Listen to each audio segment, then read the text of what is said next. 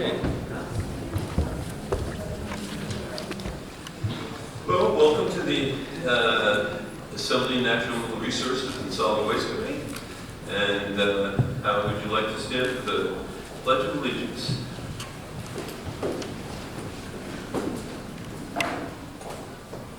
Pledge of Allegiance to the flag of the United States of America and to the republic for which it stands, one nation, under God, indivisible, with liberty and justice for all.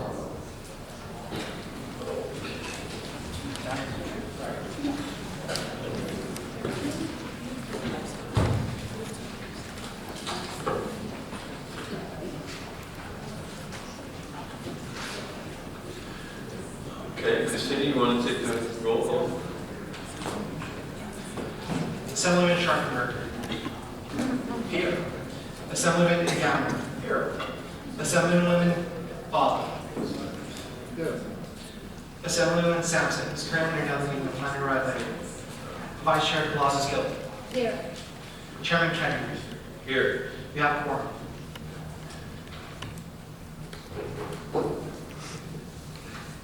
Okay. We'll move the bills for today. We have 5 bills on our agenda.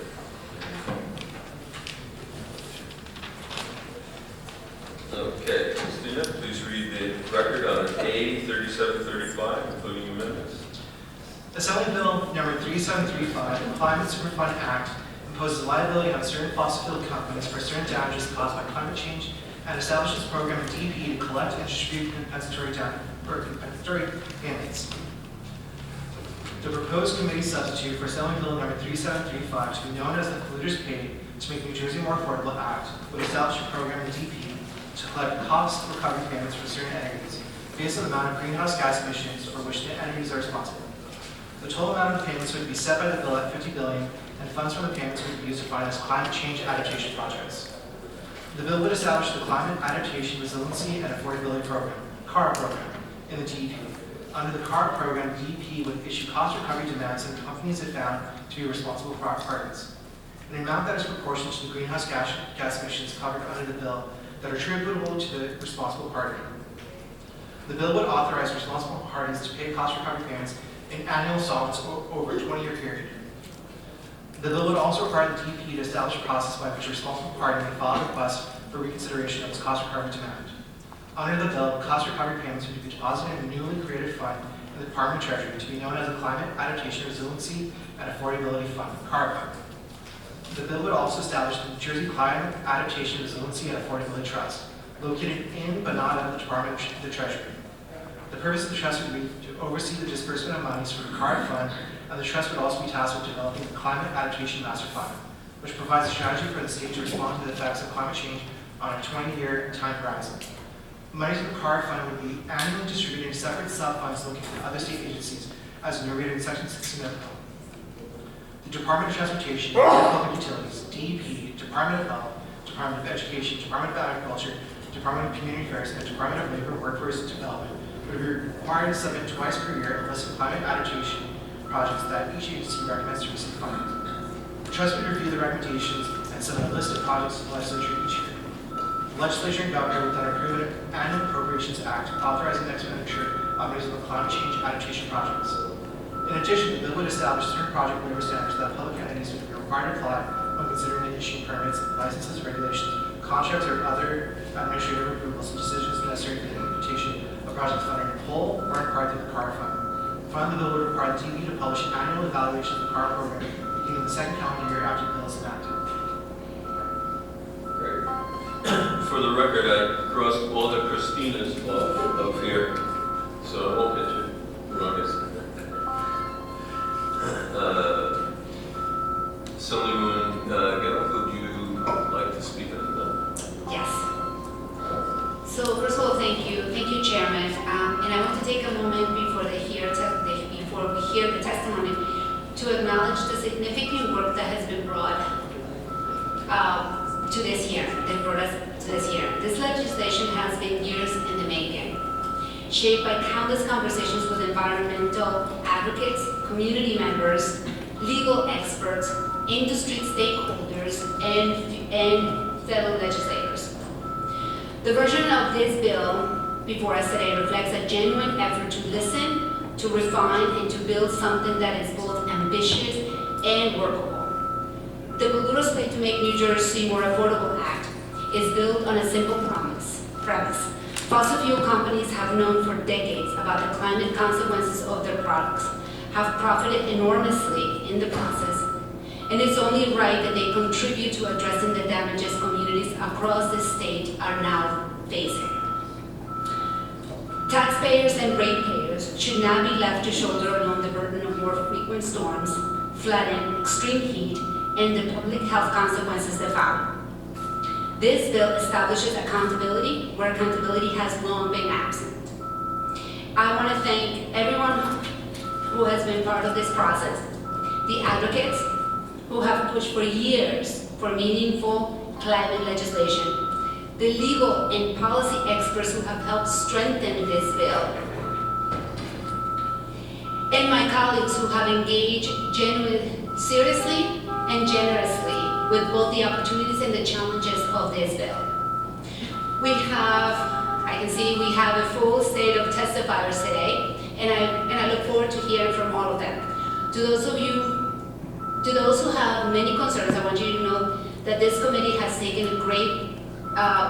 we have taken great time in speaking to as many people as possible to listen and to be thoughtful about this legislation. So I really do want to thank every single person who's here for your time, your energy, and again, even your thoughts and concerns about this bill. This is a big bill that is going to have huge consequences. But it's because of that we need to just do this right now and making sure that we address as many problems as we have as they come in, but also making sure that we address it today. This is an issue that is happening right now that has consequences moving forward. So thank you, Chairman, for taking the time and for every single one of you who is here in this room. Thank you. Just a reminder, the speakers have 2 minutes. Otherwise, he takes care of you. Oh, I'm sorry. We do have one of those personal ones. Thank you, Mr. Chairman. Mr. Chairman, this bill has a multitude of serious issues. It penalizes companies that produce legal products that everyone in this room, along with every person in New Jersey, uses and needs every day of their lives. They employ thousands of New Jerseyans, many of them union workers, and are responsible for countless other businesses and jobs in related support industries. Worst of all, this bill will likely be proven unconstitutional in that there is no due process, no mention of any laws that were broken, no description of crimes committed, and no evidence of any wrongdoing by those entities who would ultimately be responsible for the significant penalties contained therein. New Jersey already has the unenviable distinction of being ranked year after year at or near the bottom of business environment in the nation. This would only increase the burden on job creators to operate in an already overtaxed, overregulated state. We already lost Exxon to Texas, and just this week, Samsung announced that they were leaving for Texas along with 1,000 jobs. This bill, no doubt, will only increase the exodus of companies from this state, which is seen as the most hostile state toward business in the entire country. And what about us? What about everybody sitting here? Are we now liable for using a legal product every day of our lives? If this bill goes through and succeeds in causing the closure or relocation of traditional energy companies, it will mean the loss of desperately needed jobs and millions of dollars in tax revenue and philanthropic giving while having zero impact on climate. This is nothing but a money grab to feed the Trenton budget beast, and I encourage everyone to vote no. Thank you. Thank you very much, Chairman, and thank you to the prime sponsor. New Jersey families are worried about the cost of groceries, housing, utilities, and yes, gasoline. And this committee is considering a proposal that will increase costs for everyone. The Chamber estimates $1,000 per family per year, create massive uncertainty in the economy, threaten major employers in places like Linden and Paulsboro, and invite years of costly litigation paid for by taxpayers. This is not responsible government. The Climate Superfund is not a mainstream policy. The legislation would impose massive retroactive financial penalties on companies for activities that were legal, regulated, essential to modern life, and in many cases actually encouraged by government. If this becomes the standard, what company will invest in New Jersey, knowing that compliance with today's laws provides no protection against tomorrow's politics? The message this legislature would send is unmistakable. Even if you follow every rule, even if you comply with every regulation, we may still come back years later and hand you a bill worth billions. That is not justice, that is not fairness, and it is certainly not how we build a competitive economy. It's no wonder companies like Honeywell, ExxonMobil, and Samsung just this week announced that they are leaving New Jersey for places like Texas and Florida and the Carolinas. The Climate Superfund would give the companies that remain yet another reason to leave. Supporters insist consumers won't bear the cost. How could you know such a thing? What happens when energy producers, refiners, suppliers, and investors respond exactly as economic actors always do when governments impose massive costs and uncertainties? The people who end up paying are usually the people who can least afford it. There are also serious legal concerns. New York and Vermont are already being sued over similar laws. More than a dozen states have considered the Climate Superfund, looked at the example of New York and Vermont and said, no thanks, that is too extreme for us. Yet New Jersey is once again racing to the front of the line to test the most aggressive, the most legally questionable version of the Climate Superfund possible. Shouldn't we allow the courts to resolve these fundamental constitutional questions before exposing New Jersey taxpayers to years of costly litigation? Because that's how this goes down. If the bill becomes law, New Jersey will spend years and millions of dollars establishing a bureaucracy, conducting studies, hiring personnel, and defending lawsuits before seeing a single dollar in revenue. That is not sound government. Finally, we cannot ignore some of the things that make New Jersey unique. Unlike some of the other states, New Jersey remains home to major refining operations that between them, in Linden and in Paulsboro, support 35,000 New Jersey jobs, generate $1.4 billion in state and local taxes. What's going to happen to those workers and their families? The governor says her top priority is making New Jersey more affordable. This bill does the opposite. I saw the name was changed this morning to add in the word affordable. It doesn't change a thing. It will drive up the cost of energy. It tells businesses that rules can change decades later. It embraces dubious legal theories. This is not mainstream policy making. It is economic recklessness. For the taxpayers who are getting squeezed and the ratepayers who still haven't seen relief on their energy bills, we should oppose this bill. Thank you, Mr. Chair. Thank you, Chairman. I want to thank the Chairman and the Vice Chair, Alexa Clauses-Gill, Assemblywoman Gill, for her leadership in bringing this act to this committee. Ladies and gentlemen, we are in a climate crisis. I know that because I served as mayor of Hoboken during Superstorm Sandy in 2012. In that storm alone, we had 182 fatalities nationwide. We had 38 fatalities in New Jersey. We had $37 billion in damages from that event alone. 9 years later, Hurricane Ida, 30 people lost their lives. $8 to $10 billion in damages. So you take those two alone, those two events alone, and you have $45 billion in damages and 68 fatalities. Who's going to pay for that? Why should the families of the victims and the residents that I represent pay for the costs that were created by fossil fuel companies in the 70s, 80s, and 90s that creates climate disasters, not just in New Jersey, but around the country and the world? This is not normal. The rate of climate disasters and risks has accelerated through time. This is not an opinion. This is documented facts by federal and state data scientists who have seen the acceleration of climate disasters consistent with the use and dependency on fossil fuels. And it's not just federal and state scientists saying this. This is just not environmentalists. The oil companies, the fossil fuel emitters, Shell, Chevron, ExxonMobil, all of their scientists back in the 70s said if we keep on doing this, if we keep on emitting fossil fuels at this rate, these disasters are going to happen. What we're seeing right now was predicted by the very people who are saying that they should pay the cost. This is a fundamental matter of justice. How is it justice that the residents in my district have to pay the cost? If you look at the agenda today, we've got millions of dollars in appropriations to pay for these disasters after we hear this bill.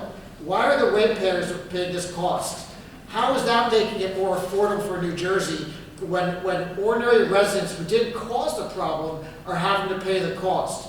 Why not shift a small amount of the burden on the people who are responsible and who knew that this would happen? That's why this argument about legality is frankly nonsense, because there's a fundamental concept in the law that says if you knew about a problem and you still acted, the law does not protect you. The Spill Act and the Federal Superfund Act both affirm by the U.S. Supreme Court and the New Jersey Supreme Court that retroactive liability under these kind of circumstances is fair, which I'm happy to get more into. But I just want to make sure that you all and the public leadership does not believe these false narratives that there's any connection between this bill and increased costs and affordability, whether it's utility hikes or prices at the pump. These are false narratives that are being pushed by big oil lobbyists and their representatives. You're going to hear them testify shortly. Don't believe that. What's going to make New Jersey affordable is if we shift the burden away from taxpayers and towards the people who caused this problem in the first place and who can well afford to pay for these costs, because they're making literally millions every hour through this conduct to this day. So with that, I want to hear the testimony. I thank the chairman for his time.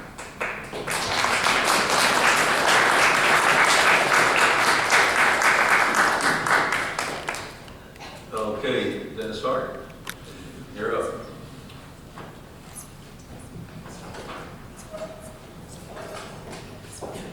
Rick Cantor as well, and Eric Moon.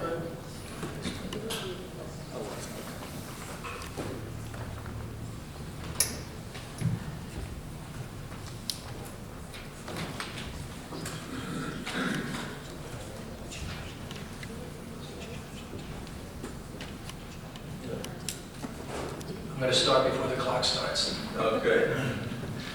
Thank you, Mr. Chair, Committee. Dennis Hart, the Chemistry Council of New Jersey. I'm having a very difficult time with the logic of this legislation. What we're talking about is penalizing companies for providing a product that is desperate for the future of this country, desperate for the future of this state, and for each of us who have used these products every day, continue to use them. This country has a strategic oil reserve. New Jersey, last year, Governor Murphy issued an executive order about a pending propane shortage. So these products are so important for not only the national security interests of this country, but for the economy of this country, for the economy of New Jersey, and for the economy of this public. Fossil fuels are not just for gasoline. We also are a fertilizer. Look at the way the farmers in this country and around the world are struggling right now with the lack of fertilizer that comes from fossil fuels around the world because of the shortage. Helium shortages because of the Straits of Hormuz being closed. It's key to the electronics industry. This is a product that, as was stated, a legal product that continues to be legal, that you all use to come here today, for the most part, I'm guessing, that you use at your home every day. And for some reason, how that becomes the fault of the people providing you with that product, I just don't understand the logic of it. I think it sends a bad signal I do think that it is not, I think the courts in the long term will look at this and there will be a lot of court action. And I do think it's a way just to generate additional income for the state of New Jersey and for municipalities that don't have that income right now. So, Mr. Chairman, with all due respect to the sponsors and to the supporters, I don't believe that this legislation is both logical and I don't believe it's legal, and we're opposed to it. Thank you. Thank you, Mr. Chairman. My name is Ray Cantor with the New Jersey Business Industry Association. We strongly object to this legislation. We ask the committee not to vote it out today. Rather than being affordable, rather than helping New Jersey, it's going to harm our citizens, harm our economy, and just add to the affordability crisis. There are lots of reasons why we should be opposing this legislation, why you should be opposing this legislation. In my 2 minutes, I'm just going to run through them very, very quickly. We have an analysis by the U.S. Chamber of Commerce that says this is going to cost each household in New Jersey $13,735 per household. Those who argue differently are not really talking logically. We all know this is going to be passed on. The analysis that said otherwise did not take into account basic economic principles. It didn't take into account that this will be passed in multiple states. It could be retroactive. It could be applied again in the future. So to deny the pass-through does not make any sense. It was already talked about that this is a retroactive assessment on companies doing illegal work. Again, not fair. We have 2 refineries in New Jersey. They are going to be impacted. Paulsboro down in, PBF down in Paulsboro, and the Phillips plant up in Linden. You know, we can lose those thousands of jobs and hundreds of millions of dollars of economic opportunity. Again, in 2 minutes, I can't go through all the reasons. I just want to adjust a couple of things. One, as mentioned, fossil fuels are needed, they are necessary. If they weren't, we would be banning them today. We're not, because everyone got here today. Our modern economy is all based on fossil fuels. Let's not deny that. And the real polluters in all of this is all of us. It's not the companies that extract the material. It's all of us who need our cars, our clothes, our fertilizer, etc. And the last point I'll just make, Mr. Chairman, the science does not support that there has been large amounts of damages to the state. The IPCC, in its recent report, did not find any increase in hurricanes, in storms, in flooding. So to argue otherwise, which is the premise of this bill, is really to ignore the science. Thank you.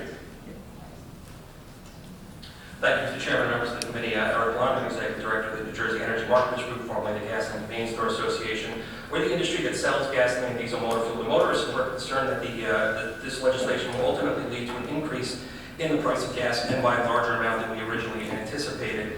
The money has to come from somewhere. There's no such thing as a free lunch. Ultimately, it will be passed on through the supply chain in the form of higher prices, just as we've seen with the cost of President Trump's tariffs being passed on.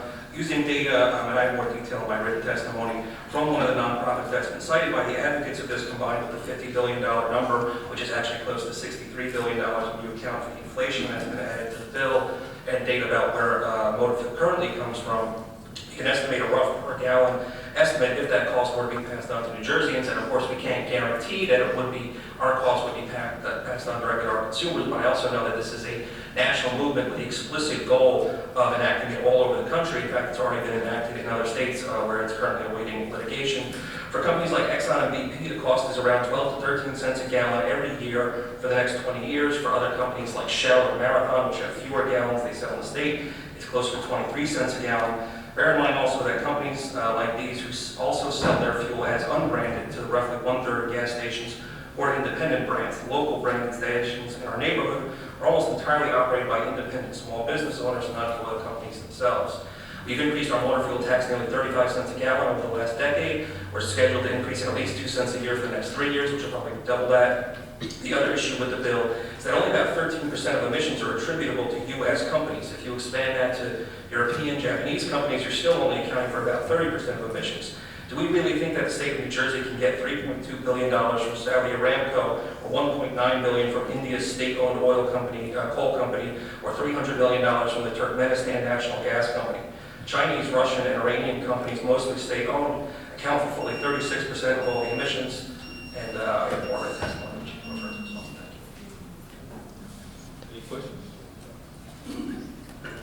Thank you, Mr. Chair. First for Mr. Cantor. You represent BIA, which represents a lot of industries in New Jersey here. Do you have any concern that this sort of technique of going after companies after the fact would spread to other industries if this were to go through? Thank you for that question. We are really concerned with the negative connotation that this type of legislation presents to the entire business community. As you had mentioned, we are a high-tax state as it is. We are a high regulatory state. But this bill sends the message that no matter what you do, if you comply with the law, if you sell not only a wanted product, but a necessary product, one that government demands that be sold, that we're going to come after you. Again, it was mentioned we already had companies leaving New Jersey. We've had of our Fortune 500 companies, we've gone from like 22 to I think 15 in the last dozen years or so. Even the fact that this bill is up here today, it's not being ignored by the business community throughout the entire country. When they look to locate, when they look to expand, they look at the state's policies. And these type of policies tell companies, don't come here, it's not safe, go somewhere else. So we are very concerned with the perception, if nothing else, and then it will be the reality that this bill will have on the growth of our economy in New Jersey. Okay, and do you see any scenario where these costs will not be passed on to the consumer? We think the fact that, or the statement that these won't be passed on to be totally not supported by basic economics. No one eats those costs. There's an economist, and the people keep citing him from New York, who said these will not be passed on. If you look at his analysis, it was just basically an accounting question. He did not take into account the fact that multiple states will be doing this. He did not take into account the fact that the legislation can come back in 10 years from now and reimpose it. And he's equating the worldwide price of a barrel of oil and saying it's global market to the price at the pump. The price at the pump is determined a lot by local, considerations, which is why we see the price vary from state to state, which is why California is the highest in the nation. It's local policies. There's no way that, we're not sure if all of this gets passed on, but you guarantee that a good amount of this will be passed on. Okay, and just one quick question for Eric. Do you see this impacting the small mom and pop gas stations and smaller down the line, not just the producers, but do you have a fear that that would impact the retail, the smaller businesses? Yeah, I mean, that's a concern. I mean, to raise a point, how the costs get passed on to the supply chain. If you look at something like the gas tax, technically our gas taxes are not assessed on the consumer or even on the gas station. They're up the chain and then they get passed on through, and I presume that something like this would get passed on through as well. And then you've also got, another concern is that there's been so much, there's a 30-year window of this bill, and there's been so many mergers and acquisitions that the DEP is supposed to sort through. Does that then lead to legal challenges on who, either against the state or companies against each other? Does that cost get passed on along the way? Like, as an example, Hess was on the list of people who did a certain amount of attribution over that time period, but Hess doesn't exist anymore, and Hess sold all of its gas stations to Marathon, which is on the list, and Marathon made them Speedways and then spun them off to a separate company. Speedways was purchased by 7-Eleven, which operates them today. So who in that chain, did anybody there inherit anything, even if they didn't, or they could sue each other? You look at the Bayway refinery, it's Phillips 66, but during this period, Phillips 66 was part of ConocoPhillips, which was an extractor. So do they then retroactively get something for that time period? If the DEP says no, do the companies sue each other? Or sue the state to say that that company should have gotten? I think that adds to the legal cost for the state as well. Yeah. If I can add that to that Assemblyman, New Jersey already has, besides the gas tax, we have a petroleum tax. We have the spill fund tax, which is a tax on oil and chemicals brought into this state. Right now, chemicals are still the #1 export industry in New Jersey. And because of that spill tax, we've lost the chemical distribution industry in New Jersey because because the person that pays that tax is the first person that receives the materials being shipped into the state for production. So there is a direct impact already that New Jersey businesses are affected by that the rest of the country is not. Okay, thank you. Thank you, Mr. Chairman. Thank you, Chairman. Mr. Blumberg, that was very interesting. I think I followed the dotted line there. You're suggesting that 7-Eleven could theoretically be on the hook. I mean, possibly depending on the deals or how the DEP interprets the law, because they're given a lot of discretion to figure stuff out. If anybody knows, I hope that is discussed as part of the conversation. You were going a million miles an hour there, Mr. Blumberg. So a little bit slower. What were those numbers associated with gas prices? I heard 23 cents, I heard 12 cents. What do you estimate the increase at the pump to be? So if the cost of the bill were passed on to New Jersey consumers it would be different depending on the company based on both the amount of gallons they sell spread it over and based on what their actual fee would be based on their emissions. So for bigger ones like Exxon, BP, it's 12, 13 cents a year per gallon, but for 20 years. And then for something like Shell or Marathon, which provide fewer gallons, it's more like 23 cents a gallon per year for 20 years. Okay, so hypothetically, if this bill passes, it becomes law, setting aside the litigation, which is a big thing to set aside. It goes into effect. You're talking about a 12-cent increase at Exxon stations. I mean, if the cost of the bill were passed on. Understood. Okay. My other question is for any of the three of you gentlemen. It's on the legal strategy here. Where does it stand in New York? Where does it stand in Vermont? And when will either or both of those states begin collecting? The Vermont and New York cases, there's been no decisions made. There have been motions for summary judgment. They have not been decided yet. So that is all still, pending. Even after, assuming it comes down and the laws are upheld, again, we don't think that's going to happen. We think these type of laws are clearly unconstitutional and preempted by the Clean Air Act. But even if that were to happen, there still needs to be analysis as to how it's all distributed. Even this bill, which provides a $50 billion charge against these industry groups, you still have to allocate that based on a study that was out there. There's definitely going to be litigation as to how the allocation goes. As Eric clearly mentioned, and I've heard from lots of members as well, we don't know within those chains of corporate mergers, within spin-offs, within acquisitions, there's going to be years of litigation as to who is actually liable, on the hook. And I think we'll be surprised that some of the people will be brought into this. Yeah, so there's really a few legal questions here. There's the central constitutional question. May the state impose a financial penalty on a private enterprise for providing a legal product that was regulated by the government? That's a central philosophical question. And then you talk about just a craze of litigation from 7-Eleven, from your Exxon, name the company that is going to want to sort out who is actually liable here. Those are two separate legal tracks or the same? Two separate legal tracks. The first one, as you mentioned, is the constitutional issue, of whether or not the Commerce Clause preempts this, whether or not the Clean Air Act preempts this. That aside, once you determine that it's constitutional, again, if it's determined to be constitutional, then there's the whole fight, among companies. First of all, the departments have to determine those allocations and how, so they're going to be sued and how they determine it. Once that happens, there's going to be suits all down the line between the companies as to who really, who's been sold, who has the liability, who now, contract between themselves, picking up, assuming liability. So this is not going to end up with $1 in New Jersey's pocket, for years and years and years to come. Did New York or Vermont make any of those determinations? Those two laws are a little bit different. New York set I believe, $75 billion. They set that in there where it came from. I believe that the Sponsor Legislation said it was the Goldilocks principle. It's not too high, it's not too low. So the whole fact that it's an arbitrary number could be litigated in and of itself. Vermont has a different system where they're going to have whether the governmental officials or entities make that determination. So again, there will be litigation there as well, assuming it even the summary judgment stage. Thank you very much. Thank you, Chair.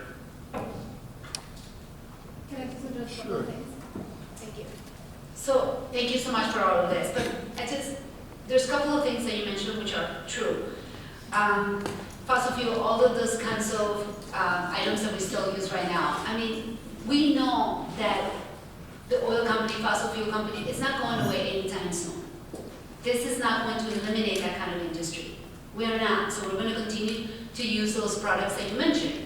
We will continue to do this. That means that profits will continue to happen, will continue to be generated by these fossil fuel companies. So we're not banning this. Two, you are correct, so that's one. Two, you are correct that it is income generated to municipalities. You are correct. I mean, this is a bill that, and we are doing this because municipalities right now are already paying for this. So whether it's the municipalities, whether it's the state, whether it's the federal government, we are already paying for this. And these are all taxpayers' money that is coming in. So when we speak about a municipality paying for a bridge that got swept away by a flood, that is, again, that's the municipality, whether it is taxpayers. So we are already paying for this. And yes, this is about generating more income to municipalities, to the state. So you are correct on that end. The other thing about passing on the cost to consumers, which is what we keep hearing about this, without this bill, consumers are already feeling this, the cost.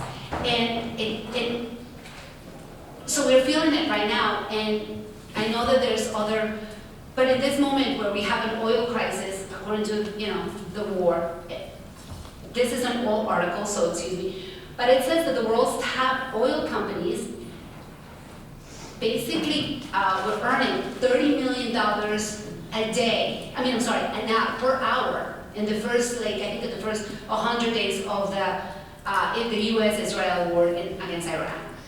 This is in a moment of crisis. These oil companies have earned incredible numbers of profit, pure profit, which then I don't understand, and I really just don't understand why we keep saying that, oh my God, this oil company is going to have to pass on this, the cost of this to consumers when they are already making incredible profits, even according to the world in a moment of oil crisis.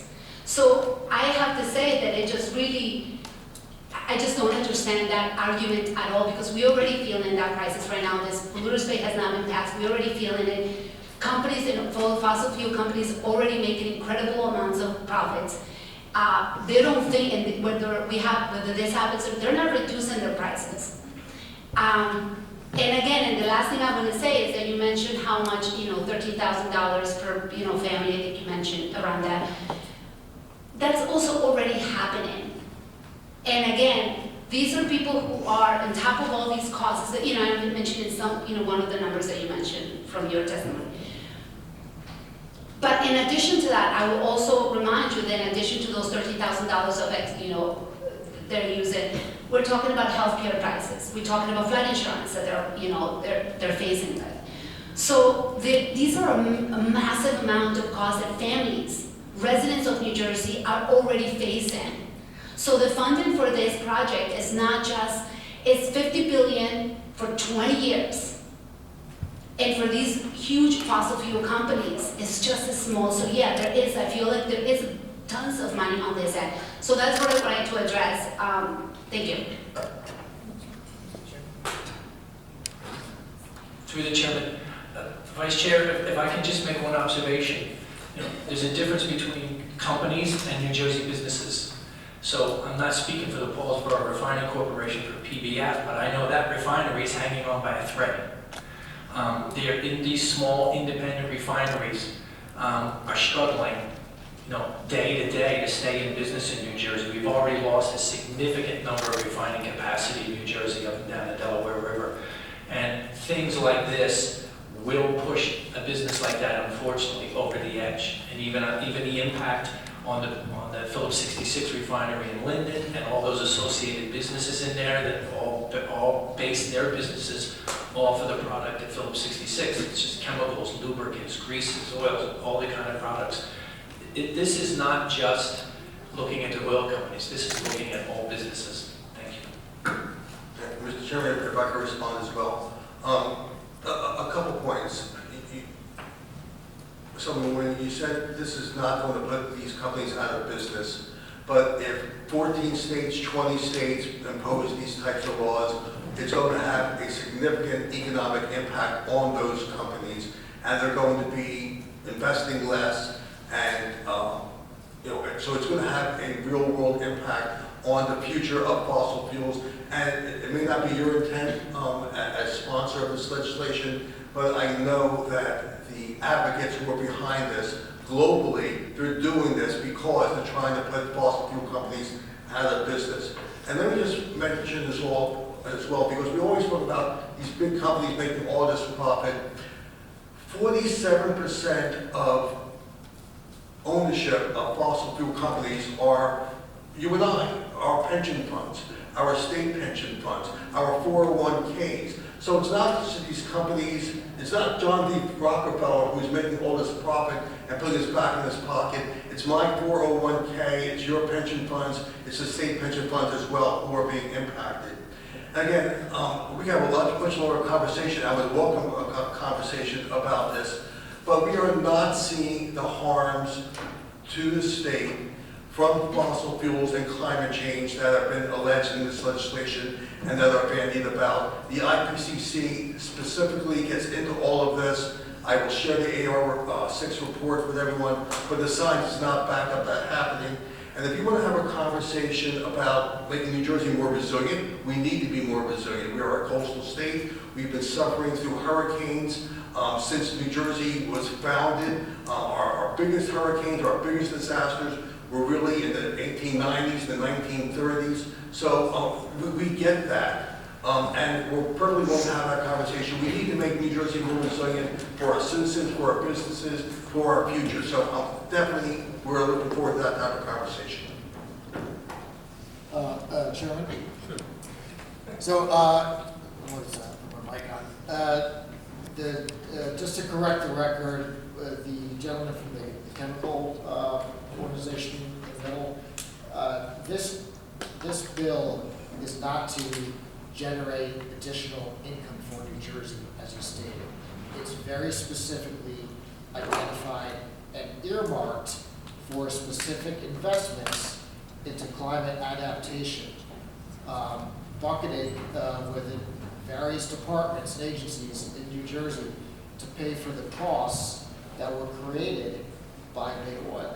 That's just a fact. I want to make sure that you're aware that this is not just an income generation. This is a specific financial investment in climate adaptation. At Paulsboro, Linden, you got to also understand that this bill deals with extraction. It does not impose any penalties on oil refineries like in Paulsboro or Linden. It imposes or aims on the issue of extraction of fossil fuels that are being conducted by big oil companies.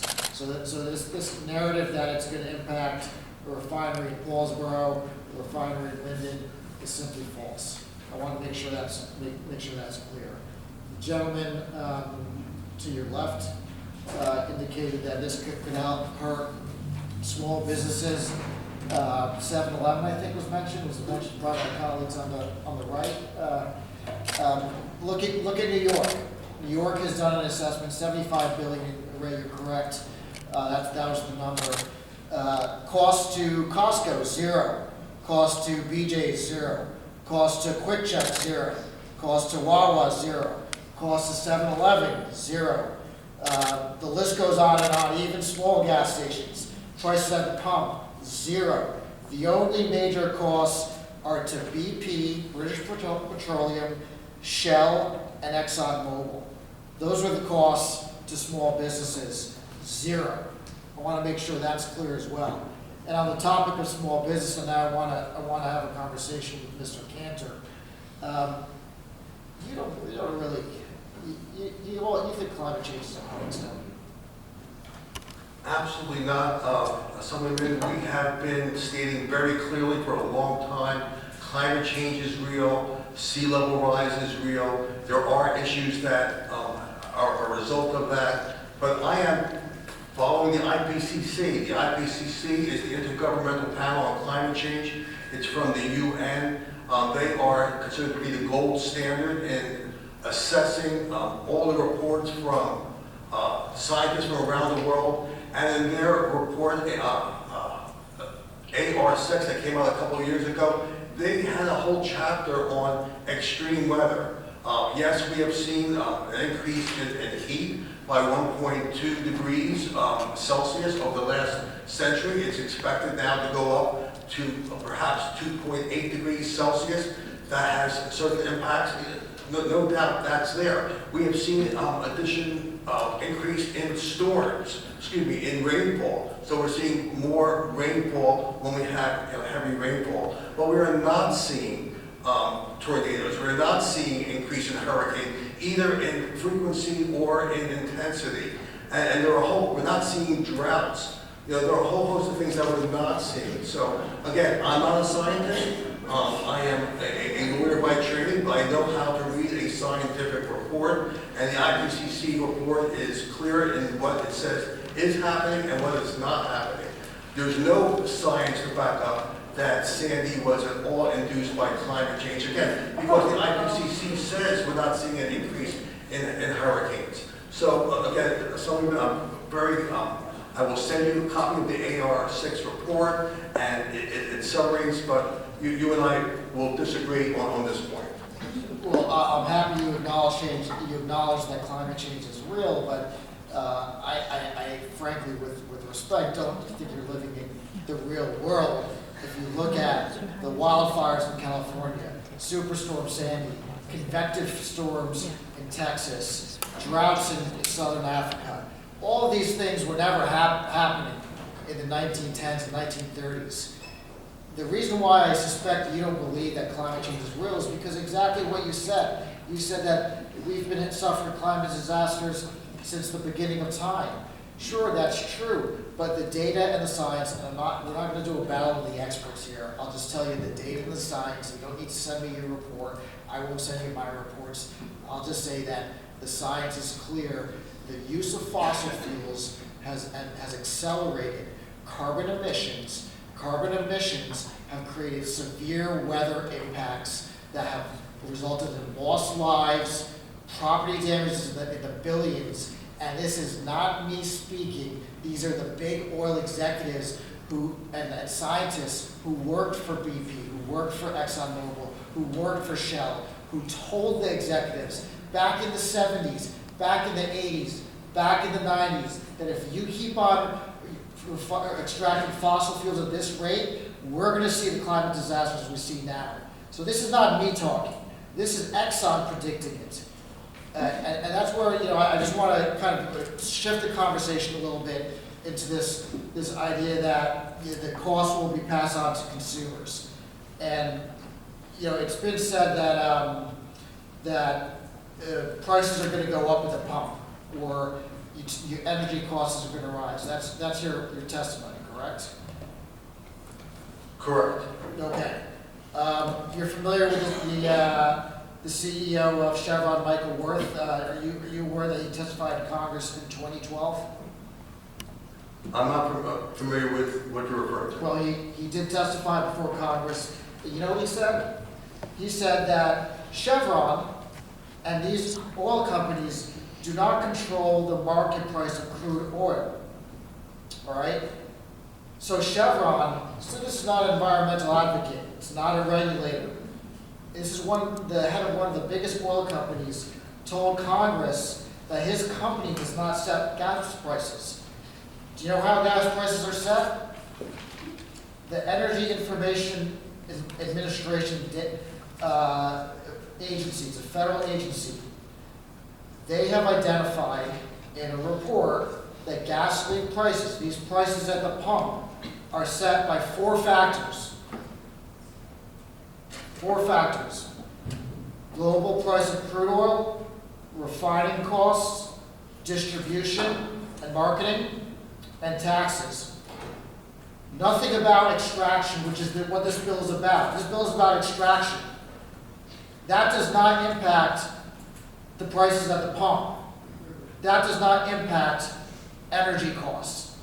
So to say that this bill will impact the cost of living or affordability or increase utility rates or increase the price of the pump is patently false.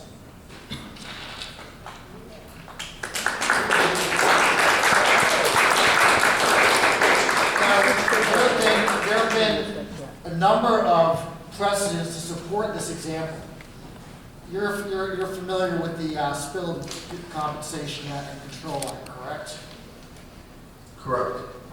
And can you identify a single instance where that legislation passed by the state of New Jersey, which led to the Federal Superfund Act, caused a spike in gas prices or utility bills in New Jersey? It didn't cause any spikes, to your knowledge. Is that correct? I have not looked into that, but I believe Dennis wanted to chime in. Okay, and with respect to the multi-$100 million settlement from oil companies for natural resources disaster, you were part of the DEP during this time, Mr. Cantor. These NRD settlements, there have been no instances, correct, where those settlements actually cause a spike in gas prices, right? As someone, I am not privy nor have I done any studies to determine how any particular charge to a company is or is not passed on. Again, Well, I'll tell you, there is no evidence that whether it's the NRD settlements or the Spill Act legislation causing an increase in cost of the pump or utility bills. Now, how about the PFAS litigation? Millions of dollars spent to penalize companies, large industrial companies. Any evidence, any credible economic studies showing that these settlements have raised the cost of living for New Jersey residents? No, correct? Go ahead. Excuse me, but I don't think that is correct. I mean, you put a lot of stuff on the Show me the table. evidence. I mean, you've come here to claim that this is going to increase the cost of living. I didn't show you evidence of someone who's been working in the state for a long time. That you mentioned Chevron. Chevron had a big industrial presence in New Jersey. Hess, Valero, Sunoco. What happened to all them? They left New Jersey. Good. Because of I think that's good. You're saying that to all the people that worked in those places? How many jobs left? What How happened? many jobs did We they want take? private jobs. Excuse We me? want clean energy jobs. We want jobs that don't You hurt say the you don't environment. want those jobs? We want jobs that create climate disasters and kill our residents. A point of personal. So no, we don't want those jobs. I want to move on with. Mr. Chairman, do I have a chance to respond to the accusations? There are no accusations here. Yes, I can tell you right now, you mentioned the natural resource damage claims. DEP agreed to a settlement in 2004 that it would not do any more natural resource damage litigation until the proposed regulations. And guess what? Under the Murphy administration, they violated that settlement and they still have not proposed. So it's not a legal program, it's a hostage program. Secondly, you mentioned the city of Hoboken when you were mayor. Excuse me? It does not answer my question. That does not show that there's been an increase or Well, connection between most of the litigation you're talking about is just recently resolved, so I'm not sure where you're gonna find the studies, but So- believe me, those costs will get passed on to consumers. So I should just believe you? Excuse me? I should just believe you when there's no precedent? Is that your testimony? You, You said believe. I will I should submit just to you. believe you because you're saying it. Is that correct? You provided no evidence. You just said believe. With all due respect, Ms. Assemblyman, you're doing the same thing to me. You're just saying stuff without the information that shows that there have been no increases in prices. Well, This isn't an argument. The burden, if you're claiming there's going to be an increase in cost, the burden is frankly on you to show that there will be an increase in cost. With all due respect, I think Econ 101 is going to show that when you increase the price of something by $20 billion on a corporation, they're going to raise the prices. They have no choice. I don't understand, where do you think this, where the money's gonna fall from some magic account? It doesn't We cost need you. to move on. We We have, need to move on because I Okay. addressed that with respect to extraction and the 4 factors that result in prices of the pump, so we won't go on. Mr. Cantor, you had well, mentioned. we have to move on. We have other people that want to speak. Sure, So, okay. Matt Smith?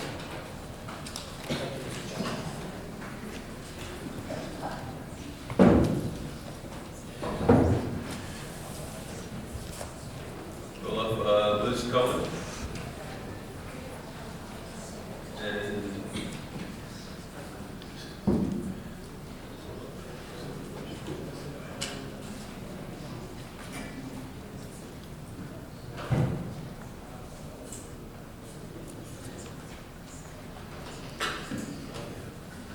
yeah, we do have 2 other seats. James McCare and Anna Rivera.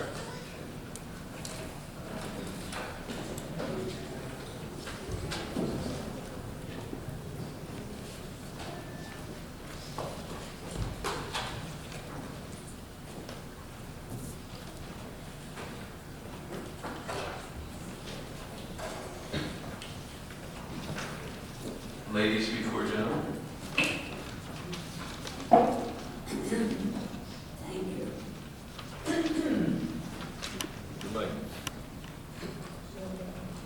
Yeah, turn on your mic.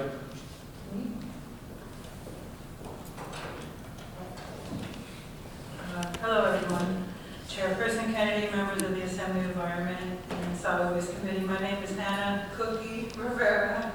I am here testifying on behalf of the Latino Action Network in strong support of A 3735, the Polluters Pay New Jersey More Affordable Act. I'm here to speak about what this bill means to Latino communities in New Jersey, the neighborhoods where our families live, work, raise children, and struggle to afford a stable life. The reality is that Latino New Jerseyans are bearing the full cost of pollution we did not cause. In Perth Amboy, Jersey City, Newark, Patterson, and others, places where Latino families make up 40, 50, 60% of the population, we have the highest rates of heart disease, highest rates of cancer rates. Our children miss school days wheezing. Our parents die younger. This is not coincidence. This is environmental injustice. When Hurricane Ida hit, when compound flooding from sea level rises threatened our homes, who paid? We did. Through property taxes, through higher insurance premiums, we can barely afford it as it is. Through emergency city borrowing that cuts services to our schools and our seniors, the fossil fuel companies that profited for over 30 years have paid nothing. The Polluters Pay Act says that companies that extract the oil, the coal, the gas, they bear the responsibility responsibility proportional to the pollution. Just 82 companies responsible for over 1 billion metric tons of emissions since 1995. Exxon, Shell, BP, the big oil companies who knew their emissions would cause these damages and decided to keep polluting to make their record profits. Here's what matters to Latinos families. This bill is about affordability. May I? Thank you. Flood protection and stormwater systems so families don't lose their homes every storm. Cooling centers and retrofits in schools and public housing so our children and abuelas don't die from heat waves. Job training and green jobs. 18,000 jobs in construction, infrastructure, transit, energy. Jobs that pay $20, $25, $30 an hour without a degree. Health programs addressing asthma, heat stress, illnesses caused by environmental pollution. Transit improvements so our families don't spend 15% of their income on car ownership and gas. These are not abstract. This is money flowing into neighborhoods where Latino children pay, where our families struggle to pay rent, food costs, where we've been breathing polluted air for decades. The timing is urgent. Every month we wait, another family in Perth Amboy, Newark, and the Oranges pay 100% of top climate costs. Every month is a delay that our children breathe bad air and our homes flood. Chairperson Kennedy and members of this committee, the Latino Action Network urges you to please pass A 3735 and let the companies that broke it pay for it. That's only fair, just, and the only way our families can get relief. And thank you for allowing me to finish.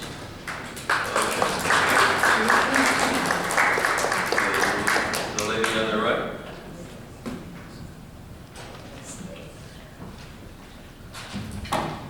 Good morning, Chair and members of the committee. My name is Liz Cohen-Doy. I've been a homeowner in Hoboken since 1979. One gorgeous Halloween night, October 29th, 2012, I went to sleep after saying to my son Jake, who was 27 at the time, and temporarily living in the basement apartment in my home, Jake, I think we dodged a bullet with this one. I think Sandy passed us by.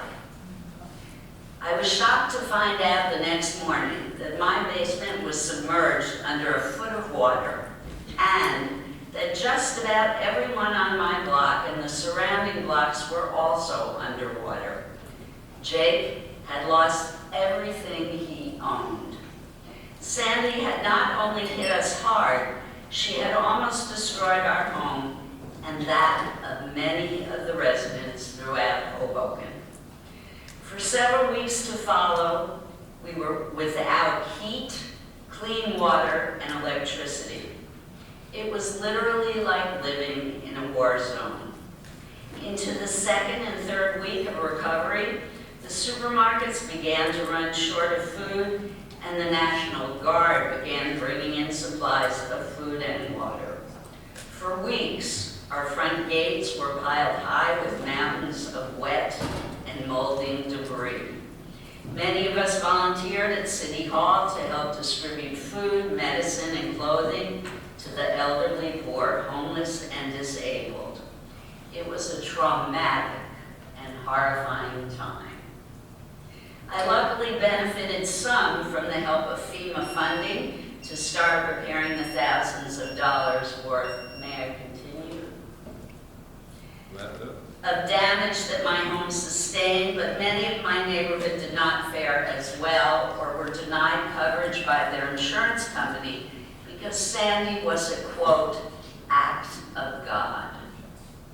The extreme trauma we Hoboken residents suffered even after years of recovery still lingers today. Even though we have benefited from the great leadership of our mayors, Dawn Zimmer, Ravi Bala, and now Emily Jabor, in putting in place rebuild by design infrastructure to mitigate our flooding issues, our fears still plague us. I have panic attacks every time it rains heavily in Hoboken, every time there is a hurricane or even a summer downpour or a flood watch. My anxiety level is through the roof. And there are many like me in Hoboken who wonder how we can foot the bill for this crisis. What we can and must do is all we can to make New Jersey more resilient than the storms ahead and more affordable by making the fossil fuel companies pay their fair share towards the growing cost of the climate crisis. Communities like mine cannot afford to wait any longer. I strongly urge this committee to release A 3735. Thank you.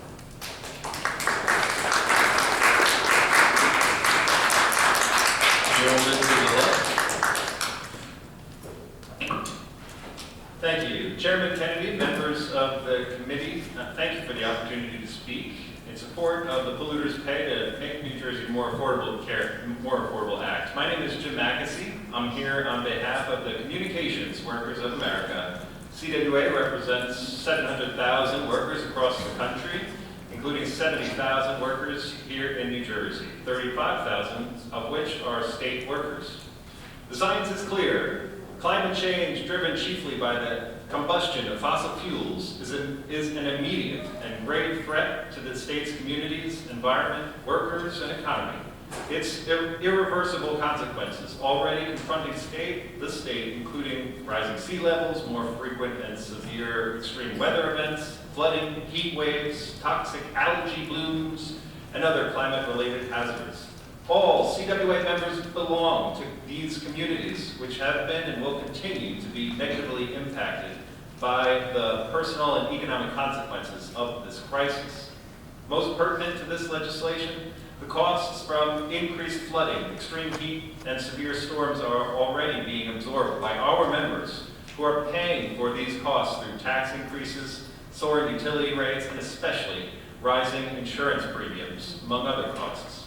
The Polluters Pay Act will make life more affordable for working families.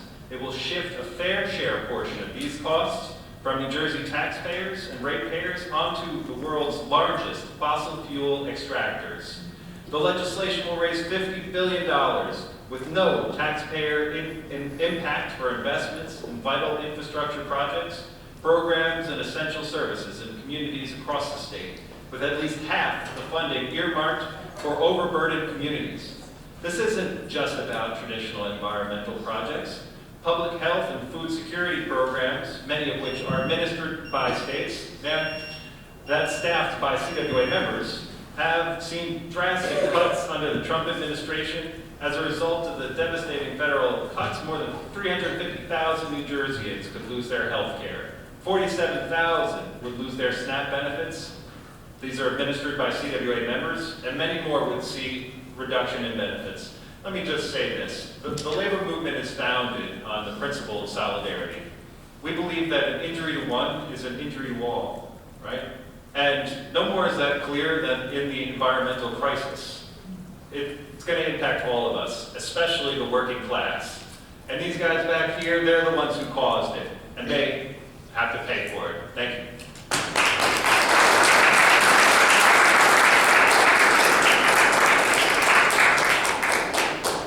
Good afternoon, members of the committee and chair. My name is Matthew Smith. I'm the New Jersey State Director for Food and Water Watch, and I'm here testifying in support of the Polluters Pay to Make New Jersey More Affordable Act. As I'm sitting here listening to some of the testimony before me, I have to ask a few questions. First of all, when this bill has been discussed publicly for more than a year, why has not a single company that would be responsible for paying under the bill appeared before this committee to testify against it? Why also would a company like Exxon, who attended a Senate budget hearing on the act last session, not testify in that same session on a bill that may cost them a significant amount of money?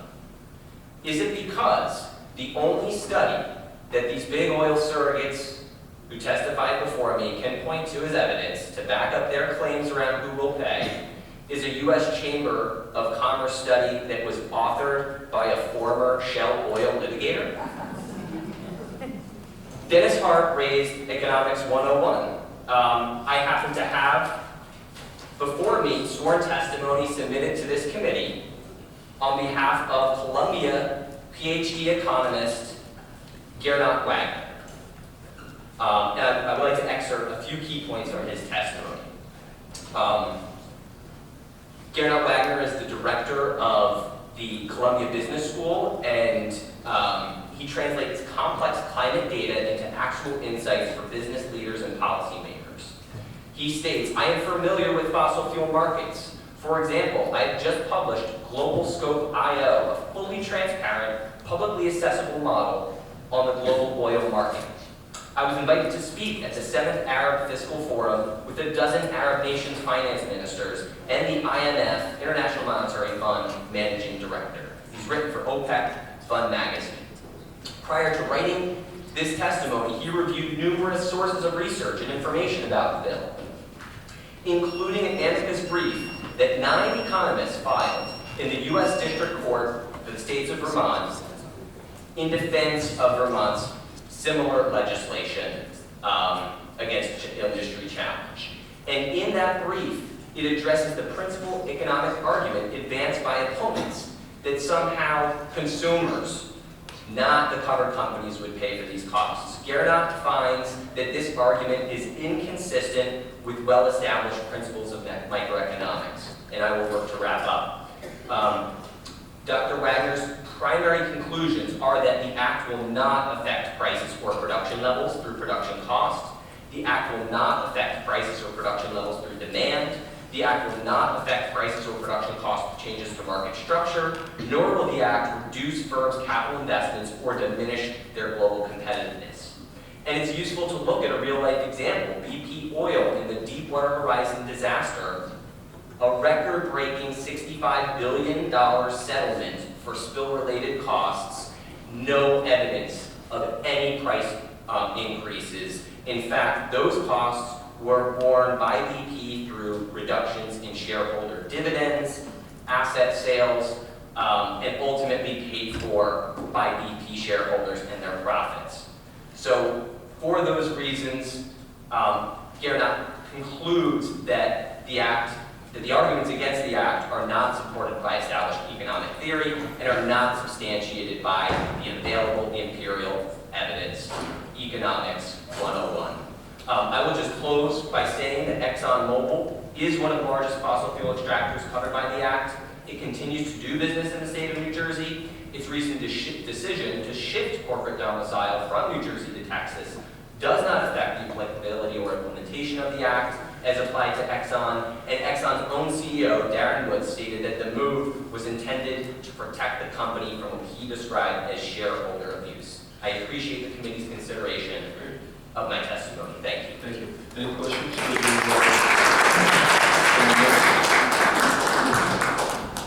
Thank you, Chairman. Liz, we've known each other for years, fellow Hobokenite. Thanks for coming down and trying to be here. We were together during Superstorm Sandy. Can you describe the impact that disaster had on small businesses in Hoboken? It was tremendous, and it took months to recover. So everyone on my block, their homes were literally almost destroyed. And throughout most of the city, homes were underwater. So Hoboken is still recovering from the damage that was wrought by Hurricane Sandy. And people are still trying to pay for the damage that was incurred upon their homes. Thank you. I had a quick question for Matt, but just wondering who was looking out for the little guy? You know, the small businessman or woman who's had their business destroyed. Is it the New Jersey Business Industry Alliance? No, they're looking out for billion-dollar corporations. But what about the small businesses who are being devastated by climate impacts? Affected small business. Who's looking out for the small businesses? Right. You know, it's not ExxonMobil and their representatives are coming here to testify. So someone's got to do that. And it's on us as legislators. We represent small business communities. We've got to make sure that they are sustainable, they're resilient, and they don't have to pay for the costs for damages they didn't create.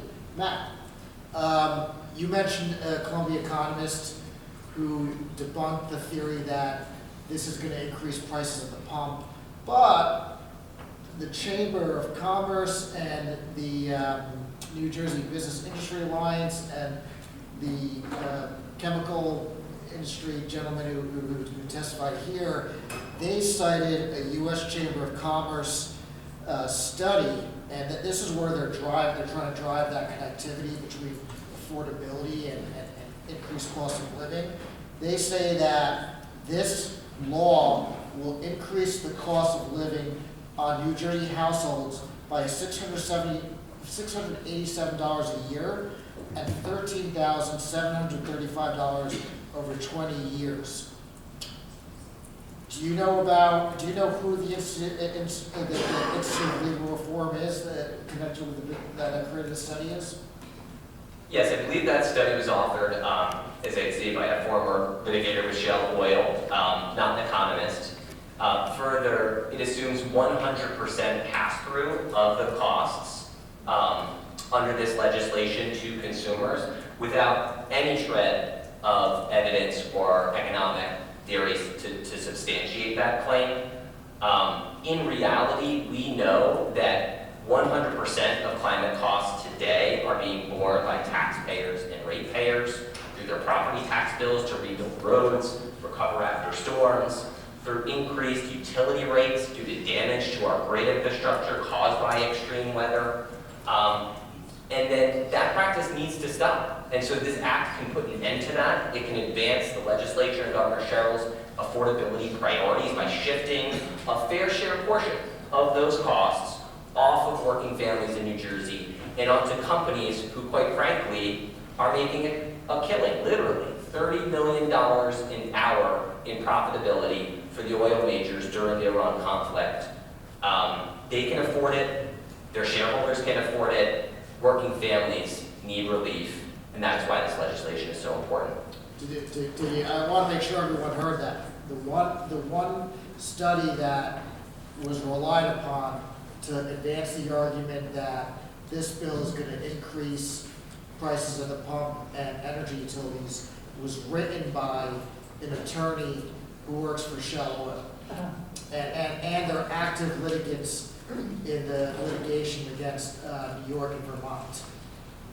So with that, I have nothing further.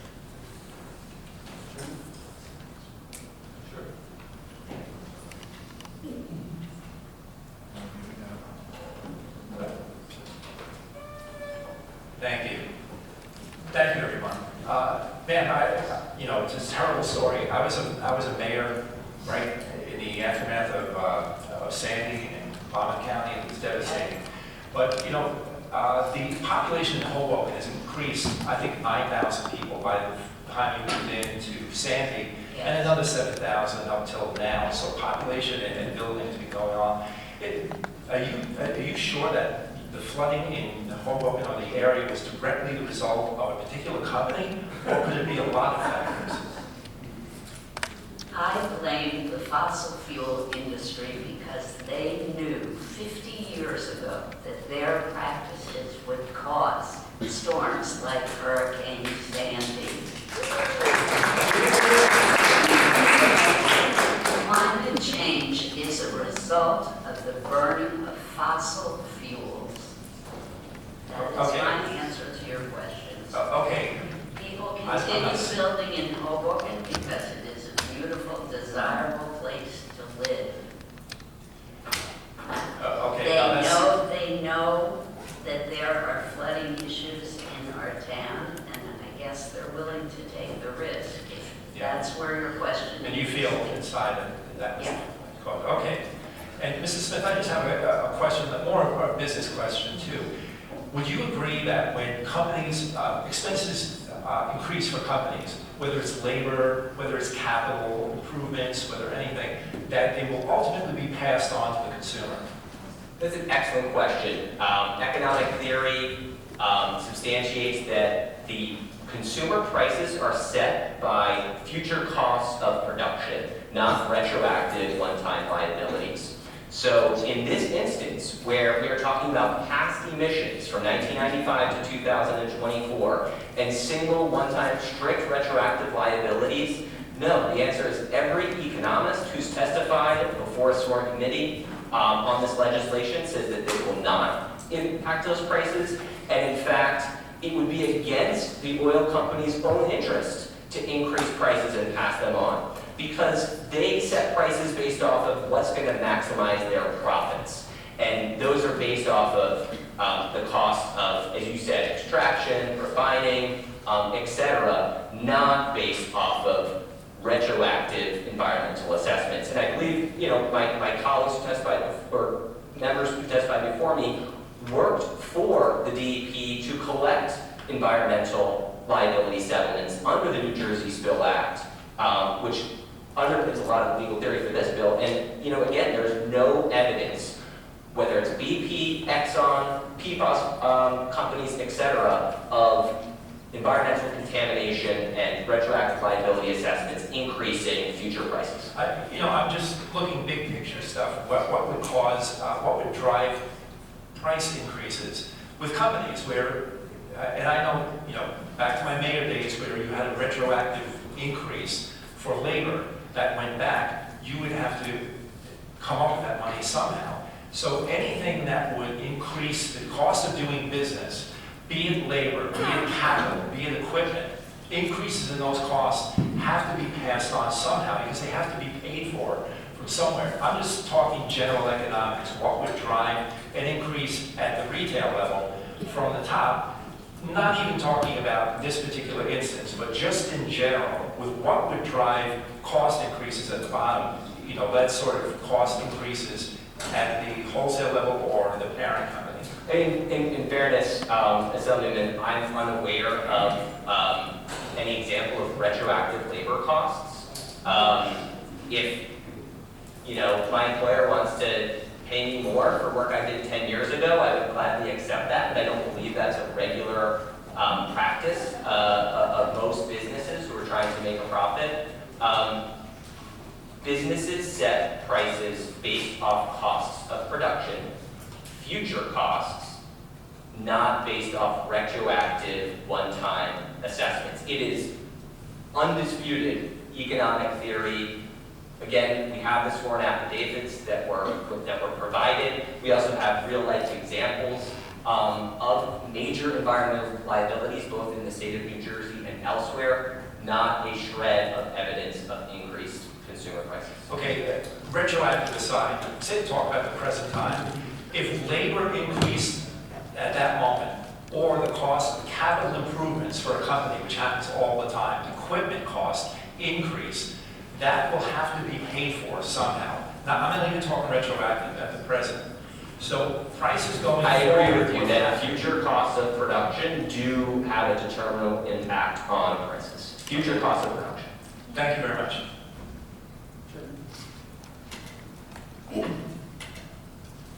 That's what these are. They're future costs. Of course it is. This is not a retroactive. Hold on. This was not a retroactive payment. This was a retroactive activity that you were going to fine them for in the future. The cost is coming. The $50 billion wasn't paid. It's on the horizon. How is $50 billion in future costs on account of past activity? How is that not a future cost?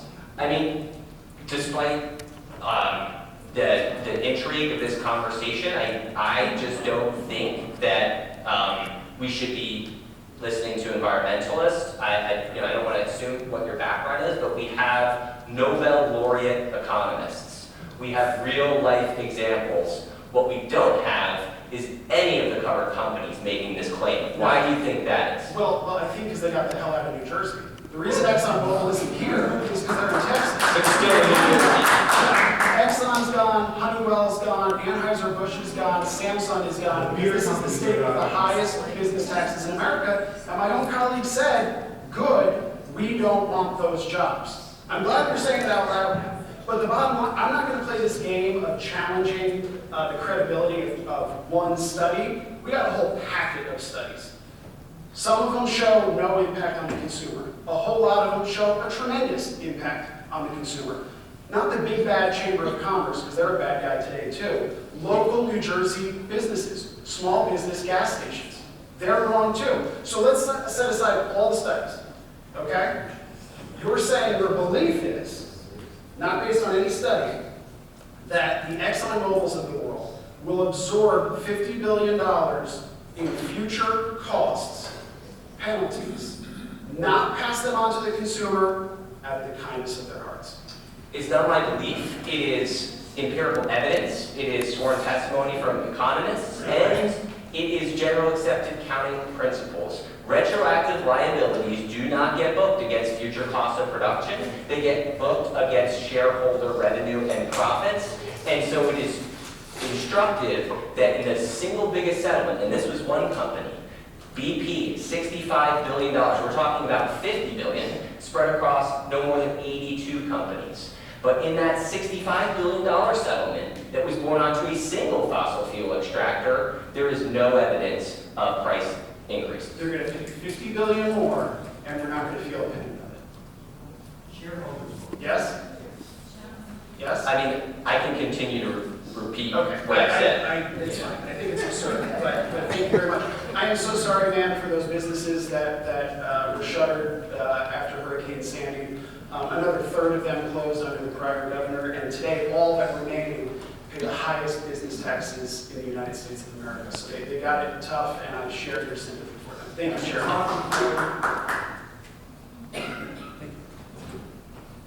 I'll entertain a motion. Shall we move on?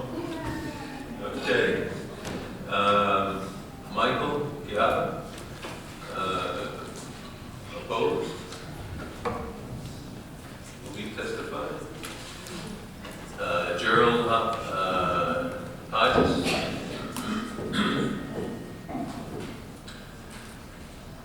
Michael Curry. And John Goodnight. Is that right? Good night. Yes, sir. Good morning.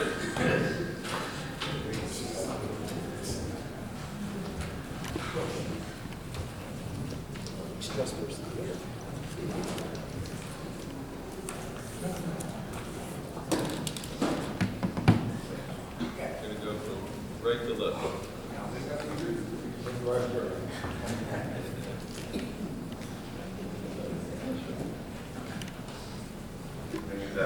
Yes, good afternoon, Chair. Committee. My name is Gerald Hodges. I'm a resident of Polluters, New Jersey. Been a resident for 40 plus years there. I raised my children there from birth to adulthood. I served with school boards in Paulsboro. I'm here to advocate for the Paulsboro refinery and the ExxonMobil new plant there. Been there as long as I've been there. I work for Boys and Girls Club. It's a youth program, after school program and summer program, where we serve 200 to 300 kids a year. We do life altering programs for the youth after school. We feed dinner for the youth after school and breakfast and lunch in the summer program there in Paulsboro. I've been there for 19 years at that organization. I've mentored youth in that community that I live in for 40 plus years. I'm sorry I don't have a pamphlet or booklet or anything, but I came here to speak from my heart about life. I'm 61 years old. Again, I raised my family there. The refinery there, ExxonMobil, they have been an integral part of what we do as a nonprofit organization, small business in that community, where we provide care for families while they're at work, knowing that their children are somewhere in a safe place. Without the support that we do get from the Paulsboro refinery and ExxonMobil, whether it be through financial support, through volunteerism, I don't care if I continue.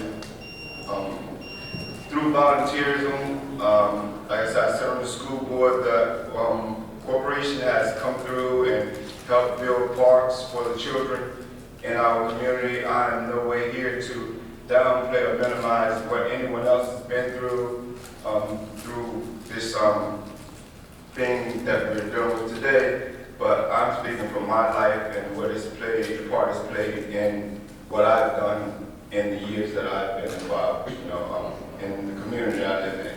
And for not leave for the refinery, the new plant, ExxonMobil, there would be a gap in what it is that we do. And it would be something to try and find, resources to fill that gap. So I don't come here to speak on behalf of ExxonMobil and the refinery because other than I believe in what they do in our community and the support that they give us in our community. So I want to say thank you for giving me the opportunity to speak to that.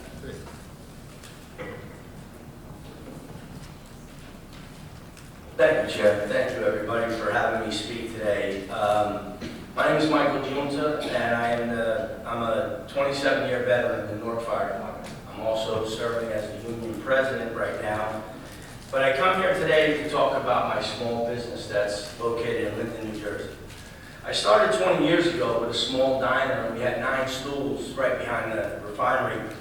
And because of that complex, right now, I have 25 employees, 2 locations. I'm in Mar Terminal. I service the longshoremen down the port, and we service the cafeteria in the Bayway Refinery Complex. What they have allowed me to do, personally, is build my business and support my family and support 25 other families.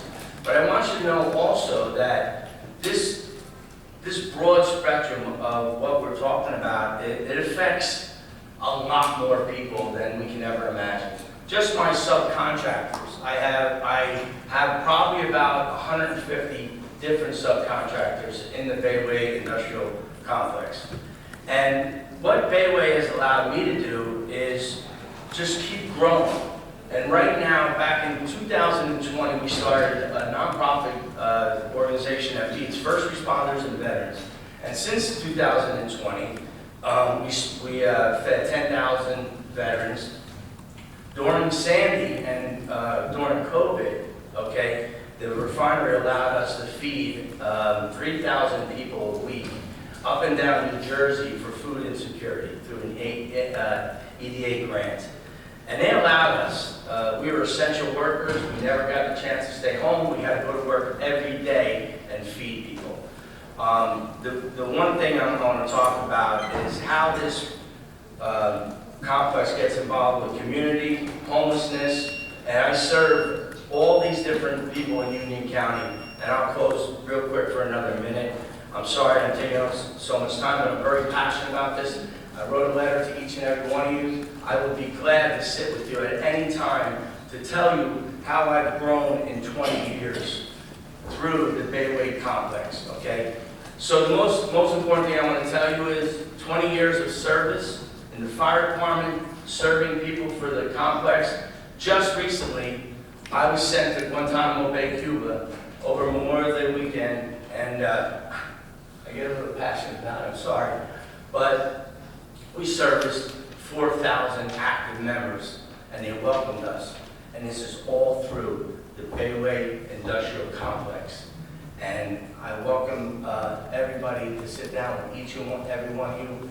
I'll take the time out to explain exactly what impact this refinery has on the community, on me personally, and everybody in New Jersey.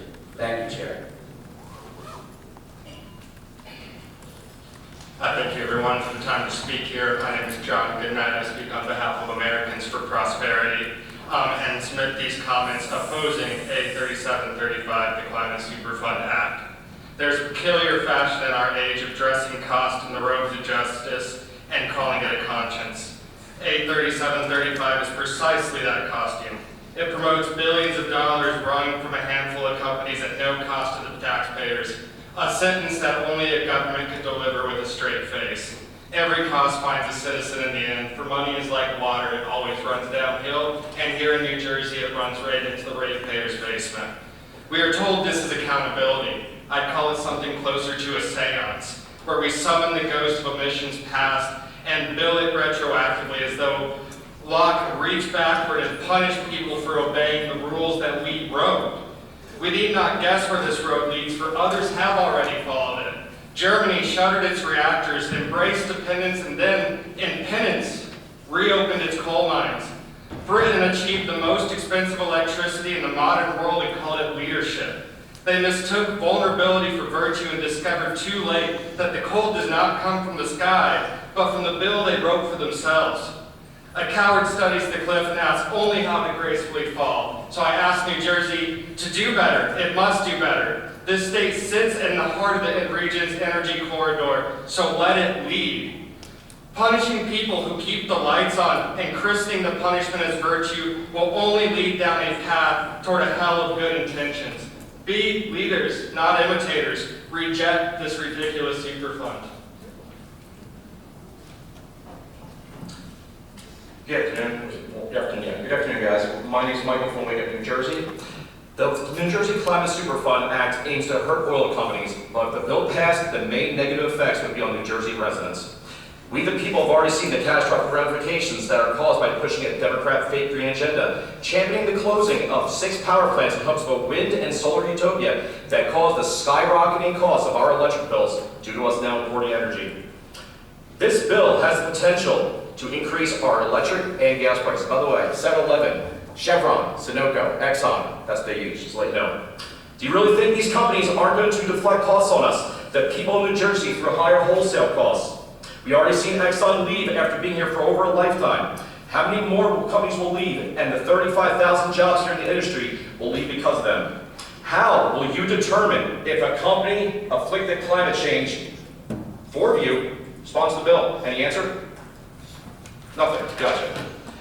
Is it through some magic wand waiver where you pick names out of a hat? If you apply the same logic to this bill to solar, it would fall under the parameters that you were putting under this bill. The hypocrisy knows no bounds when it comes to pushing the green agenda.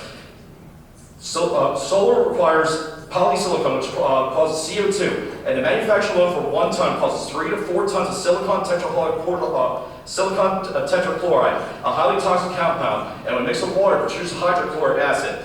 These panels that you see produce more toxic waste than nuclear. Don't even get me started on the whale-killing wind farms you guys push, by the way.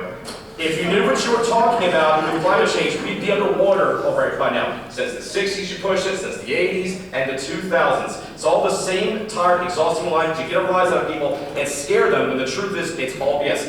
More hurricanes happened in 1887 than the year of Sandy. Why should the people of New Jersey trust the Democrats to make decisions like this when time and time again you waste our hard-earned dollars? It is utterly irresponsible and a slap to the face of us, the taxpayers. This isn't the climate superfund bill. It is the screw-over, overworked, overtired, out-of-money taxpayers bill. That's me upset. If this bill passes and finished up, the people will know who to blame for their high cost of energy and living. The Democrats of New Jersey. The people deserve better than making our lives worse with this trash legislation you're trying to push. Any questions?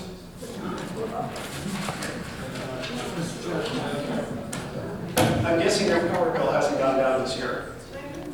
My electric bill has increased by 300%. This year? No, in the past 7 years. Understood. I want to understand, you're going quick there. Talk about how you calculate such a policy, a Superfund policy, would impact the solar sector, solar and wind, excuse me.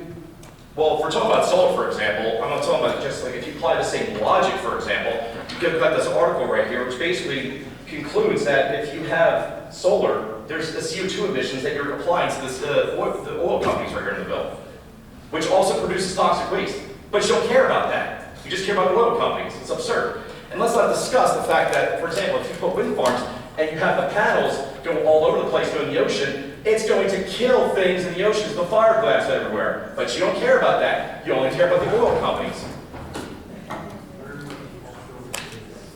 Mr. Chair, just very briefly, I want to thank two gentlemen, the Newark fire officer, gentleman to your left, for your service in your communities in Linden and in Paulsboro. But just also want to clarify that we made a specific amendment to this bill with respect to responsible parties that could be subject to liability to ensure that it does not include oil refineries. Is it called the Bayway? Bayway, the Bayway, like the Bayway, or like the ones in Paulsboro. The responsible parties are identified exclusively to those who would extract fossil fuels. Just want to make that clarification. I just want to really, again, thank you for all the work that you do and volunteering. It is amazing, and thank you for all of that. But yes, and also refineries is specifically exempt from this bill because of the conversations that we've had with several parties and understanding the economics of this in New Jersey. So just so we are clear on that. Thank you. I just have one quick question, and this is for anybody, really. Is there any way you can definitively assign guilt or liability to a particular company for something that happens globally, that's a global phenomenon? How do you define that? You're going to say CO2, but again, don't apply the same thing with solar. You say oil, but how do you know? You don't. It's magical, whimsical, wand-waving garbage. Because if you knew what you're talking about, we'd all be underwater. It said 1982, Florida would be underwater by 25%. It didn't happen. Bayonne, New Jersey has a studio right off the water, 1888 Studios, and you guys shoveled right that project. 4 Democrats were there, a foot off the water. You don't believe in climate change, you don't believe in water rising. You know it's BS. Thank you. I just want to say one more thing. I just feel that even discussing whether climate change is real or not is just ridiculous at this point. So I'm not addressing that right now. Thank you. You thought hurricanes caused climate change, correct? You did. Chair, can I say a few words? Sure. First, let me just say this to everybody that's here. And we knew this would be a very, intense committee today. I'm a chair of consumer affairs. That was the reason that I was late. Our committee just absolutely just went a little over because of all of the testimony today. So I do apologize for my tardiness. To the gentlemen that are testifying today, I want to thank the 2 gentlemen, all of you actually, and you as well, with your passion. This gentleman, I just got a question for you. You said you do something for the longshoreman industry. Can you just elaborate a little bit more exactly what you do? Sure. I'm in the Thank you. I'm in the cafeteria business, so I have a cafeteria in Mar Terminal. I feed about 500 longshoremen every day. And that would, if anything happens in my business in Linden, it might have an impact on my whole business. I'm a small business. I'm about to retire from the fire department. I'm still young enough to keep working, and I'm here because I just want everybody to understand that the Bayway Industrial Complex does a lot more than what everybody thinks with the community, with small business, with senior programs, veteran programs. That's all I'm here for today, is to talk about my passion and my love in the food industry. And I know that you're directly involved with the longshoremen also. So that's my business as a whole. Thank you for answering my question. Thank you for your service. Thank you for what you do. And also, I just want to say this. I don't think it was said, and I'll be the elephant in the room. It's healthy for us to have discussion, but healthy discussion, but not assume. And I believe your name is Michael as well. Yes. And you kind of was, and I see the passion. I'm a passionate person too. But you're kind of a little bit assuming certain things as you're asking these questions, rather than just asking us these questions. And I just rather us have a little bit of decency, respect, and decorum in this committee. And I love the passion, but it seems like you're labeling it as just Democrats. And I think all of us try to do our best for our communities and the people that we answer to, that we represent, to deliver for them. So I just wanted to say that and make that statement because I don't think it was going to be said. If I can say one more thing, it's not assuming. I didn't come here to waste my day, okay? I took off of work for this, to do a 2-minute speech, which is absolutely ridiculous, by the way.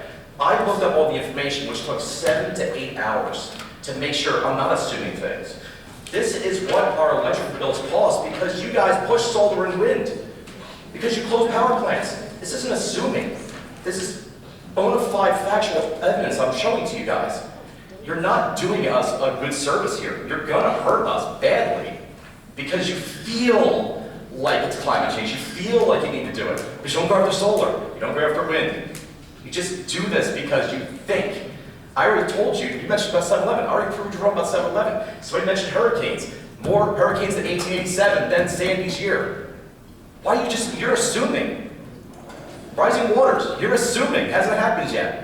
So please, you say assume and I want the decorum, but let's actually have a conversation, not just tell you what I think you should know, or I think I should know. You're actually just spewing garbage at me that doesn't actually make sense. It's not true. Okay, we have dismissed. Thank you. Galanja Ortiz, in favor. You want to go the other way? Oh, Zachary Forrest, in favor. And Giuliani Garfel, in favor. And David Berger, in favor.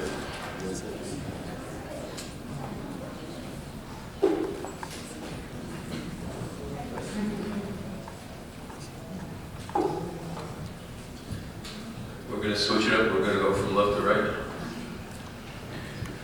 Thank you. Good afternoon, Chairman, Assemblyman Kennedy, Vice Chair, Assemblywoman Colas-Gil, and members of the committee. Thank you for the opportunity to testify today in support of A 3735, the Polluters Pay to make New Jersey more affordable. My name is Calandria Ortiz-Resende, a policy analyst at the League of Women Voters of New Jersey. The League of Women Voters support policies that promote good government, transparency, and accountability. A 3735 reflects those values by addressing the growing public cost for climate-related damage while protecting New Jersey taxpayers. Critics of this bill often say that the fossil fuel companies are sort of innocent bystanders just for giving customers what they want. But we know this is not just as simple as that. In 1981, Laura Shawn won her 7th grade science fair in Cranford, New Jersey for her project on greenhouse effect. How did she know so much about it? Because her dad told her. How did her dad know so much about greenhouse effect way back in 1981 when most of the people never heard of it? He knew because he was Henry Shaw, the research scientist leading Exxon's research into CO2. This history matters because major fossil fuel companies were not simply aware of the harm their products would cause. As early as 1977, Exxon's own scientists warned company leadership that carbon dioxide from fossil fuel would warm the planet and endanger humanity. By early 1980s, Exxon had developed internal climate research and modeling that closely predicted the warming we are experiencing today. Despite this knowledge, the industry continued to protect profit while taxpayers, local government, and communities were left to pay the price. That is exactly why, I can wrap it up, why 3735 is necessary. Those who knowingly contribute to the climate crisis should help fund the solution. Thank you so much.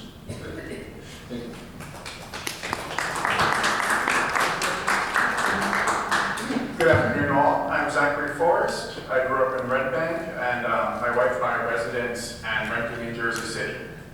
My wife and I are trying to save for a home, despite the many challenges that many young couples face today. As we're trying to get our foot in the door with a home to start a family in a couple years from now. Recently, last year, we were in a situation that caused us to be nearly displaced. As we looked into potential options during that occurrence, we compared starter homes, condos, and other rental properties in Jersey City. While thankfully the displacement didn't happen in the end, it was a frightening reminder of the instability of renting. We noticed almost all the starter homes in Jersey City and nearby that we could afford as a young couple were in flood zones. Some quite serious, especially basements. This was not a risk we could take, and so purchasing a home nearby was impossible. We need to continue saving and unfortunately consider moving away if that's the only thing that we can afford to have a family. On another note, Superstorm Sandy has been brought up several times today, and I know many of us have a story, but I figured I'd share what reminded me, which is a scar on my hand that I received during Sandy. When I was 14 years old during the storm, I was hospitalized at Riverview Hospital in Red Bank, New Jersey. My father drove me through the darkness and around all the fallen trees and electrical everything during the storm. When we arrived at the dimly lit Riverview Hospital, we found out that it barely had electricity because the generators were in the basement. The basement was being flooded by the storm. While fortunately emergency power remained on while I was there, it's clear what the risk was and what the risk will be during an inevitable future storm like Sandy, if the storm is just a few inches more flooded. So it's not just a matter of whether or not my wife and I can afford a home to start a family, but also the lives that can be lost if flood infrastructure is not built to protect places that need it, like hospitals, like Riverview Hospital that nearly lost power when I was there when I was 14. It's urgent to build efficient flood protection in New Jersey. Climate change is real. As much as you talk about it, I'm from Red Bank. The emblem of Red Bank, New Jersey is an ice boat on the Navesink River. How many times does the river freeze in the last 15 years? It froze this year. Over the last 10 years, not so much. This infrastructure of flood protection will save lives, lessen the affordability crisis that we all experience, ease the expense and worry of flood insurance, and offer the stability that I and many larger communities need to thrive. Thank you for your time. Thank you.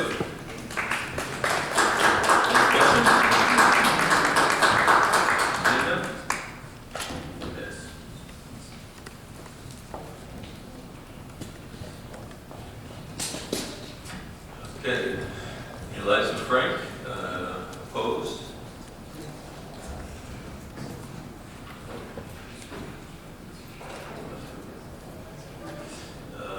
Mikey,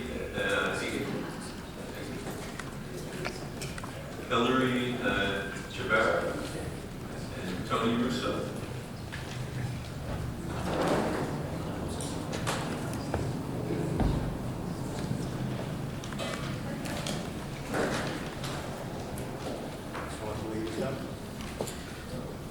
Maybe we'll switch it up. You want me to go first? They're getting up last. I appreciate that. And I want to be cognizant that we're 2.5 hours in almost.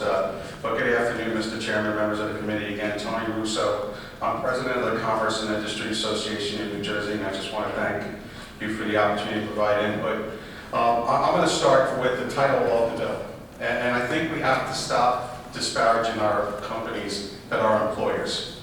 And I used to work at the DEP, so polluter to me means somebody that didn't get a permit or exceeds a permit.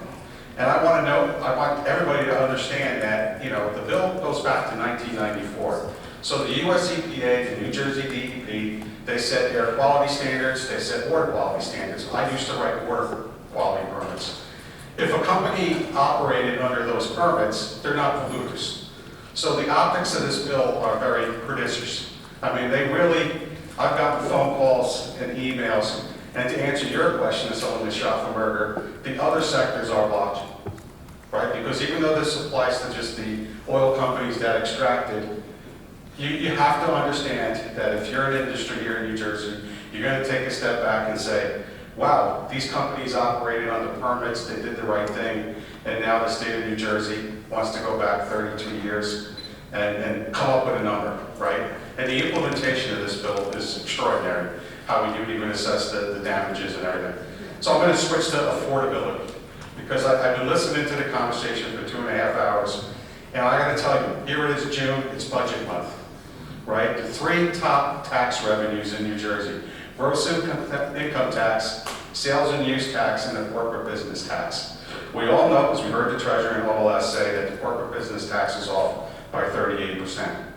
What is the common denominator in all 3 of those tax revenues? It's private sector jobs. I don't pay income tax unless I'm employed. I don't really go out and spend money unless I'm employed. I'm not going to pay that corporate business tax unless I'm in New Jersey. And like somebody said earlier, investment capital is like water. It's going to follow a path of least resistance. We have to appreciate, as a state of New Jersey and you as a legislature, that an action this extraordinary is going to have an adverse impact. So thank you for the opportunity to testify. Chairman Michael Eggleston, New Jersey State Chamber of Commerce. First, I also want to commend the gentleman from Bailey Refinery, how he talked about the triple effect.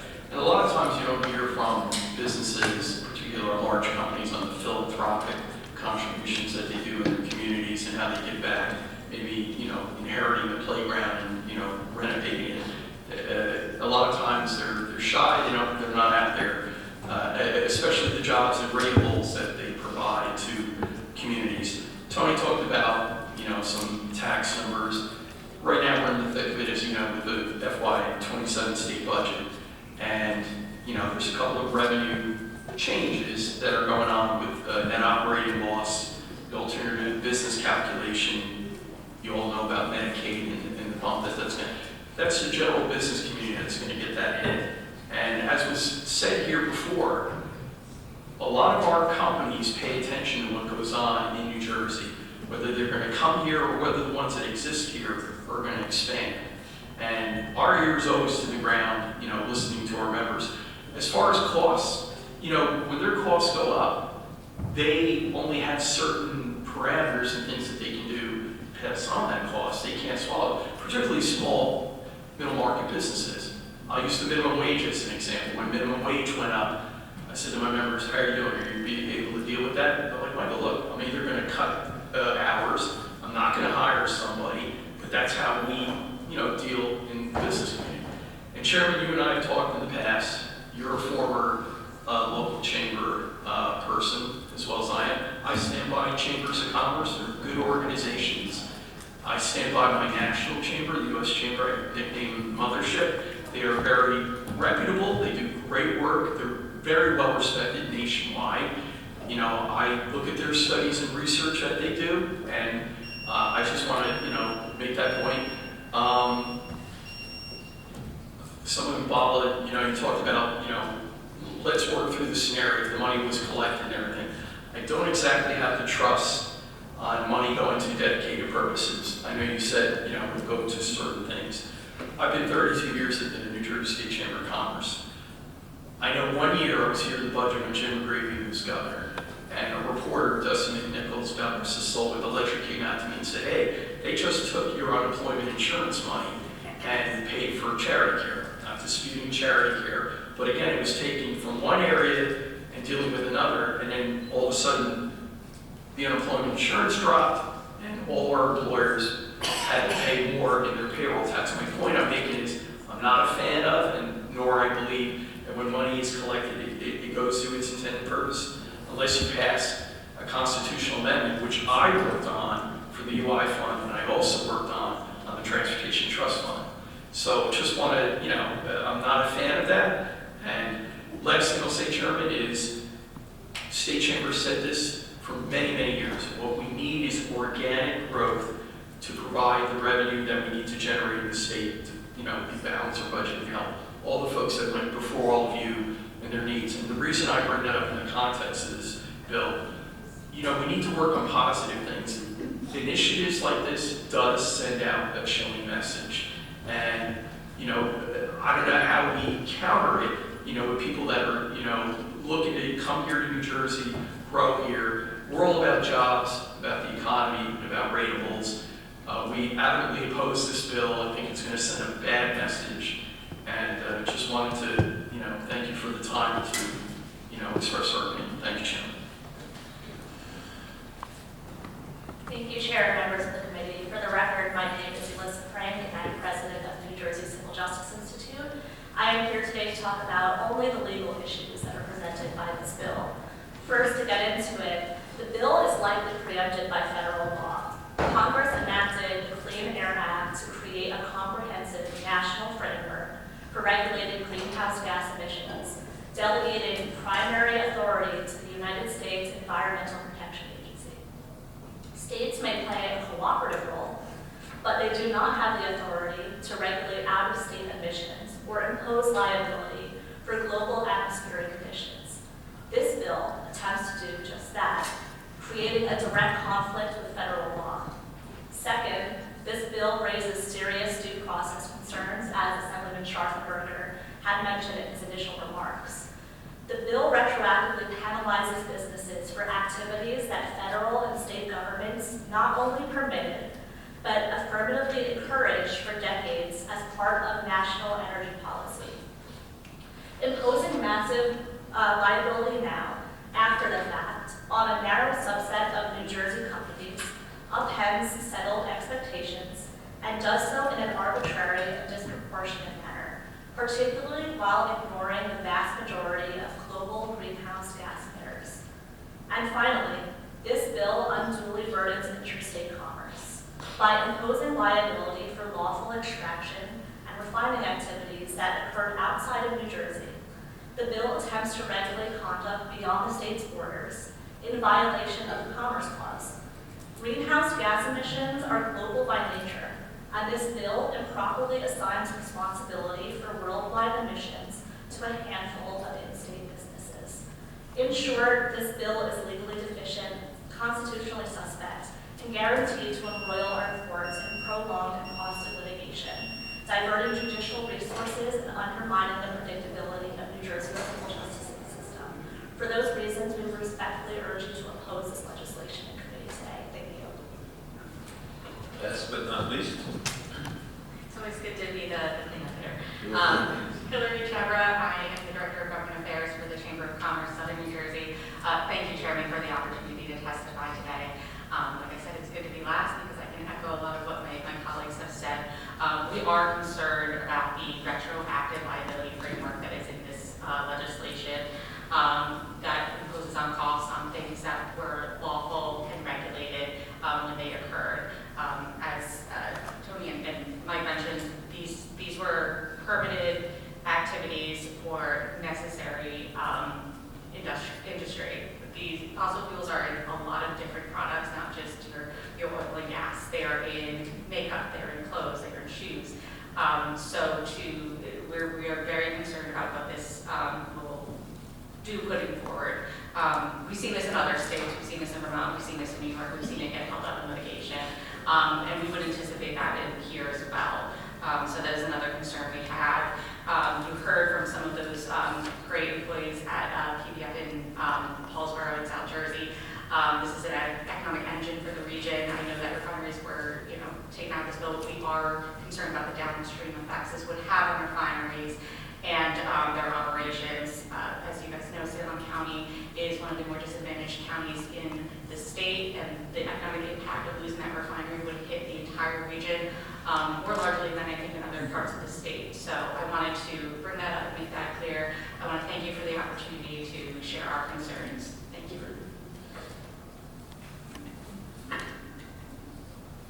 Thank you, Mr. Chairman, and thank you for your testimony, everyone. Before I ask my question, I want to preface my remarks by saying climate change is real. It's been happening for billions of years, before humans even walked upright. So let's make that clear. There could be any number of factors that go into climate change. The axis of the Earth could tilt a little bit and affect climate significantly. Sunspot activity, volcanic activity. There's so many things that could go into this. Now, is there any way, knowing that New Jersey is responsible for 1.7% of the entire country's emissions, that we can assign liability or culpability, whatever you want to call it, to a particular company, that they are responsible for climate change? That's a global phenomenon. Is there any legal way that that can be done? In my opinion, no, because it's, to your point, it's hard to track from a legal standpoint. The standard of proof that you have to prove in court is awareness to an extent, but at the time, as we're talking about, this conduct was legal. So that standard of proof doesn't apply in those cases. Yeah. Over the years, Tony talked about, we spent a lot of time at DEP over the years on many regulatory issues and everything. I remember DEP having a pie chart about air emissions. And they said, these are your industrial guys, what they're doing. Mobile was really big. That's why they were always approaching mobile and electrification of cars and stuff. We put on, when I say we, on behalf of the bigger companies, state-of-the-art equipment to reduce emissions over the years. They had data to show it, how the air quality improved. I pointed to another part of the pie chart. I go, what's that section there? He said, well, that's non-point stuff. I said, what do you mean? Well, it's lawnmowers, gas grills, weed whackers, all that stuff. So isn't the individual also responsible for what they've done as far as emissions? My fear is, where does it stop? You go after, okay, the petrochemical companies, where does it stop? I mean, everybody had some role in in playing, and I don't think any of my colleagues here or anybody who's heard on our side are climate deniers. We know something is going on, but everybody needs to address it. It shouldn't be singled out for one sector. My concern is, who's next in the target of that? Yeah, exactly. And my concern too is when somebody gets the bill, how do you know if they're even responsible? Like, what proof do you have, and what due process have they gotten to get to that point where they are financially culpable? So, I'm sorry, I'll be brief. I still watch TV, and every time the weather comes on, it seems like everything's coming from the west, right? I think that's fair. Like, I think, Madam Vice Chair, you said earlier, we're not here to dispute whether climate change is happening. I think we're here to talk about what we do about it. And I think, to your point, someone, forget about the sectors that are in New Jersey. This is not a state issue. It's either a regional, national, local issue. Let's not do something only in New Jersey, and I know New York's got this in Vermont, but let's not do something to really harm our residents in terms of employment. Again, I want to bring it back to employment. All the discussions about the environmental protection and the flood, and these are all real issues, and we should address them, and I think a lot of things are being addressed, whether through DEP and the state budget. But I think what we're here to do is just be careful that we're not doing something that really do more harm. Right? Isn't that the first rule? Do no harm. Right. And that's what we're trying to do. Right. And a lot of people are concerned about this because I think a lot of people believe this is not really about climate. This is about going after those with the deep pockets to further the government bloat that we see in many areas, including New Jersey. And through the chair, that's why I said at the end of my remarks, Tom Bracken is sitting our president of the state chamber. This is my 32nd budget that I'm working on. And I always said the way that we raise revenue is organic growth to grow jobs in the economy, not to ding our members, not small business, not the companies. We want them here. We want them to provide the jobs. As they grow jobs, more radials come in, and then we can help out all the individuals. I go to every budget hearing, and I know Hillary and I will be at the budget if it's June 30th, quarter to midnight. It's the same scenario, and you've all seen it, you've all been here, and that is the way forward to help out. If this is a revenue raiser, the best way to do it is the way that we suggest. Help us to help you. And losing jobs is never something to celebrate. No. Thank you. Thank you, Mr. Chairman. I just want to say one thing. So I agree with you that this is not a local issue. This is a regional, if we speak of the United States, it's a state. So, but we also understand that right now the federal government is not going to do this. They haven't done anything. We've been waiting for the federal government to take some action, some genuine action. And right now, especially in the last few years, the EPA has been actually, it's going backwards, in my opinion. So you're right. I agree that this is more of it's a larger regional issue. But since those actions are not being addressed, New Jersey has to do something about so we can protect New Jersey residents. So I do agree with you, but again, in New Jersey, we do have to protect whatever we can do. But I agree with that, with the larger point. Thank you. Chairman, my colleagues to the right have said that climate change is real and it's existed for centuries, but the point you're missing, which is supported by federal and state data, is that the intense extraction of fossil fuels and the greenhouse gas emissions that are associated with that extraction has drastically accelerated the pace of extreme weather events. And there's a direct causal connection between that use and dependency and addiction on fossil fuels and the extreme weather events we're seeing now. Okay, so I want to make it clear. You can't say that you believe climate change is real and then deny the fact that it's being accelerated by the use of fossil fuels. You can't have your cake and eat it too. You've got to acknowledge established scientific fact. And we're not going to debate with reports and whatnot, but I just want to make that point clear. Mike, you had talked about the chilling effect on other companies. In this case, my last point was even supported by Exxon and Chevron scientists back in the 70s who said that if we keep on doing what we're doing as companies, there are going to be severe weather impacts in New Jersey, in the United States, globally. It is a global issue, I acknowledge that. But Exxon's own scientists warned their corporate executives of the impacts that we're seeing now, and they chose profits over people. You're familiar, talk about retroactive liability. You're familiar with the big tobacco litigation in the 1990s, right? They specifically, the big tobacco companies knew the impact of nicotine on users of cigarettes. It was legal. Smoking was legal, right? It's not prohibited. But they concealed that fact. And what resulted was a series of litigation that resulted in the largest settlement in U.S. history for conduct that was legal when it happened.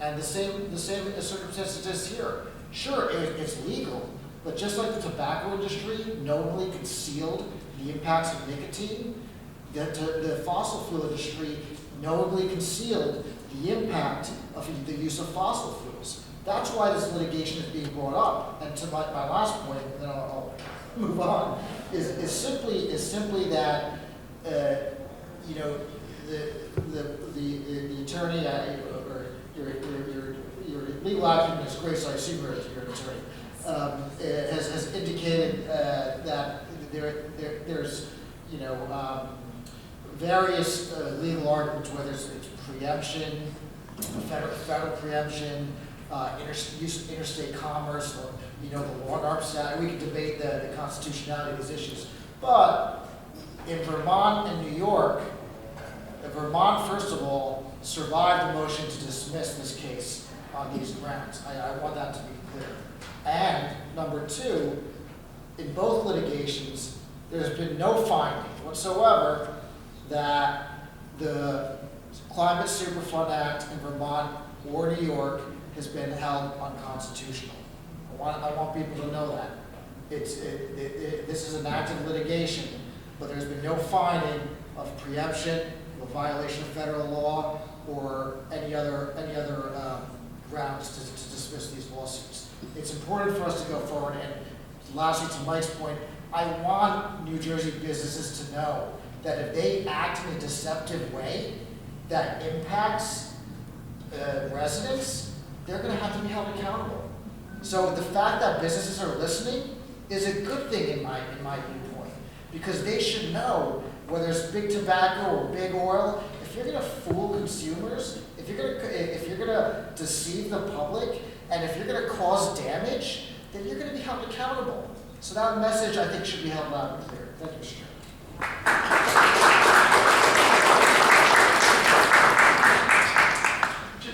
Just one quick thing, and I want to clarify something too.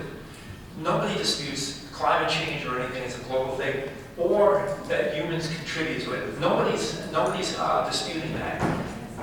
Will these specific companies in New Jersey, can you prove that they are responsible for climate change? But to the point where you have to fine them and cost them billions of dollars. There's two different things here. There's what constitutes climate change, and you can argue how much humans have involved, how much is natural. You can argue that all day long. The point of this bill is going to cost New Jersey companies billions of dollars. And is there direct evidence that those companies, however many there are responsible for a global phenomenon and not Asian companies or European companies or Australian companies? That these New Jersey companies should be penalized punitively with huge financial penalties for doing something that is legal, but having acted in accordance with the law all along. So that's the question with this bill, not the the grander picture of climate change and what's causing it and what we can do about it. That's what we're talking about: liability and business climate here in New Jersey. Thank you, Mr. Chairman. To your point, as someone that legal and necessary, as one of the former testifiers said, there is a strategic oil oil reserve, fossil fuels, whether you like them or not, are in our daily lives. Our chamber believes we continue to work towards climate resilience, towards clean jobs, but as it stands right now, we're looking at penalizing these companies for making necessary goods. Thank you, Chairman. I had a question, but I appreciate my colleague reiterating the point. We're all smart enough to see what's happening here. We're attempting to frame this debate in two different ways. We're not debating climate change. I'm not debating climate change. I'm debating whether $50 billion in new taxes on New Jersey companies will solve it, and how much of that will be borne by New Jersey residents, at the pump and otherwise. Alyssa, I so appreciate your legal acumen. We agree on that. So I want to ask you this question. What law or laws were violated by the entities that are subjected to these penalties? None that I'm aware of, and I did want to bring up the point of the New York lawsuits. So there's 4 pending cases to the Assemblyman's point happening right now. The first one, and I apologize, I'm on my phone just to reference what these cases look like. The first one was actually brought by the Department of Justice, and they sued the state to block the law, arguing that it violates the U.S. Constitution, interstate and foreign commerce clauses, and is preempted by the Federal Clean Air Act. There was another lawsuit, which was brought by a coalition of 22 attorneys generals, led by West Virginia, along with various trade associations. And they argued that New York is unconstitutionally attempting to penalize companies and regulate interstate emissions beyond its borders.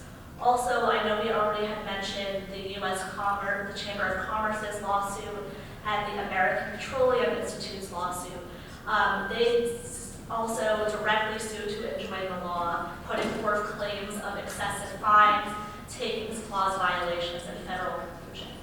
But to your point, Assemblyman, I am not aware of any laws that were being broken by these specific companies, as they were following the law that was in place at the time they were committing this conduct. Understood, understood. Because I think what put it in my mind was the very first thing that Mr. Russo said. He said, if you are a company, an energy producer, a refinery that is following the law, that is in compliance with the terms of your permit, are you polluting?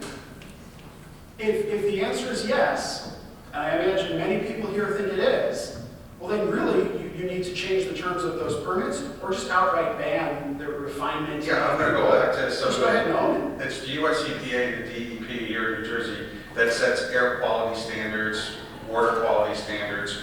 The scientists all get together, those standards are supposed to come out and say, this is the level, anything above this is going to harm the quality of the environment or create a public health concern. If I stay under that permit, and if you have, I visited all the refineries when New Jersey had 7, when I worked at DEP. I visited a lot of chemical companies, a lot of manufacturing plants. They have to install thermal oxidizers and carbon air filters, and they have to do stack tests, and they have to do reports. They would have been fined. I mean, if you exceeded your permit, you got fined. But that was the whole point. To Alyssa's point, right, you have the structure of the statute, the regulations, the air quality standards, the water quality. That's what we operated under, those companies operated under. They were complying with the law. So now to go retrospectively back 32 years to say, I'm going to go back to 1994 and whatever you admitted, and I'm going to assign an allocation, and I know the bill didn't get into it, but I could only imagine if I'm Commissioner Potasnak right now at DEP, and I'm struggling with resources, could you imagine that discussion and that debate if this becomes law, and then now the department has to come out? And I think the statute said 6 months they're supposed to come out with some sort of a report to assign responsibility. And then the companies would have to go back and start. And by the way, going back to 1994, we didn't have cell phones, smartphones. You would talk about paper records probably, that people would have to do. It would create an administrative nightmare. And I think there's a better way to do it. And to your point, Assemblyman, again, with the floods and everything, I think that natural resource damages, I know you brought that up. I've worked on many of them. The whole thing was still like, how do you assign liability? And I'm trying to get an answer, and hopefully you guys want to work with us on it. I think the state through the years has collected almost $1 billion. But a lot of our companies want to start doing these restoration projects, mitigation projects. but the bureaucracy is such that they can't get that money out. So let's spend the money that New Jersey already has in to address all these problems with floods and wetlands mitigation, because I think the money's there, and that's what the whole point of the bill is, to try to mitigate, offset some of these climate change issues. Let's work together on it, but I think, to your point, Senator, to penalize these companies, it sends such a chilling message to all the other business sectors. I've heard it firsthand. Small businesses too. I mean, we're proud of the fact, I'm sure Mike is too, and BIA. We have landscapers, mover companies, pest control companies, all the way up to the Fortune 500s. And I think they're all watching and say, what is New Jersey doing? What, am I next? Am I next? And so business doesn't like uncertainty, and this creates a lot of uncertainty.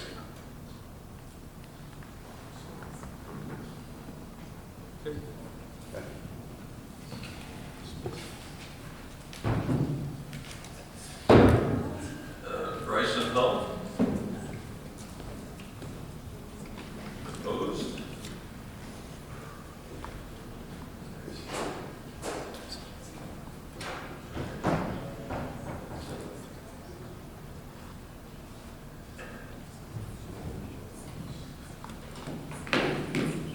You can sit in the middle if you want. Dead center. Or you can sit at the end. Good afternoon, Mr. Chair, Madam Vice Chair, members of the committee. My name is Bryson Hull. I represent Consumer Energy Alliance. You're late. Oh, yeah, sorry.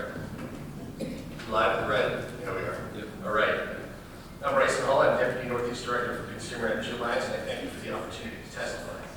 As CEA, we advocate for affordable, reliable, and cleaner energy. Those are the three principles on which we judge energy policy. A 3735 is not going to do any of this. I won't repeat the arguments on affordability and cost. But what this is really a cost shift. The idea that polluters will pay makes for a great headline and a great name, but polluters will pay to make New Jersey affordable.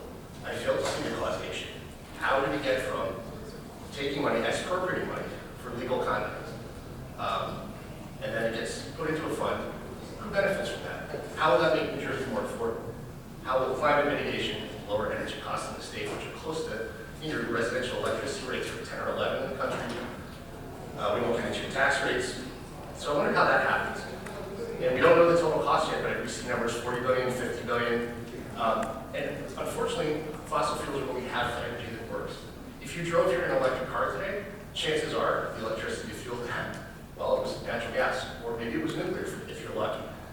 But the bill acknowledges the fact that the costs are going to get passed on to the consumers because it expressly prohibits. It says you cannot, if you're a responsible party, you can't directly bill or receive reimbursement from not responsible. This is a decorative language.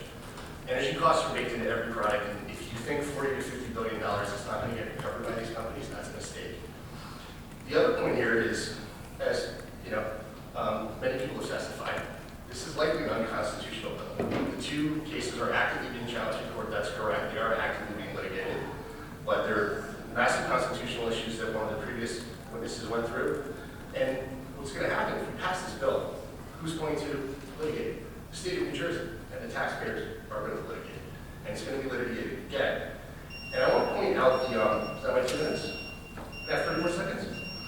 I think one interesting point brought up was the big oil, big tobacco comment. The litigation that has been attempted in, I want to say it's a dozen to 20 different states to attempt to prove that these companies are responsible for what this law would make them responsible for by strict liability, has never succeeded. So are we trying a backdoor that's going to get passed with no court would find? Or are we just looking for more money to spend that's not going to help affordability? We strongly urge you to not vote in favor of this. And I think it's a false solution, frankly. Other better conversations can be had about how we mitigate, how we spend money, how we get resilient. And I thank you for your time. Just very briefly, you raised the issue of how does this bill make New Jersey more affordable? And it kind of reminds me of Hoboken after Sandy. Just for the record, Hoboken had never experienced anything like Superstorm Sandy until it occurred. I served as mayor for 8 years after Superstorm Sandy.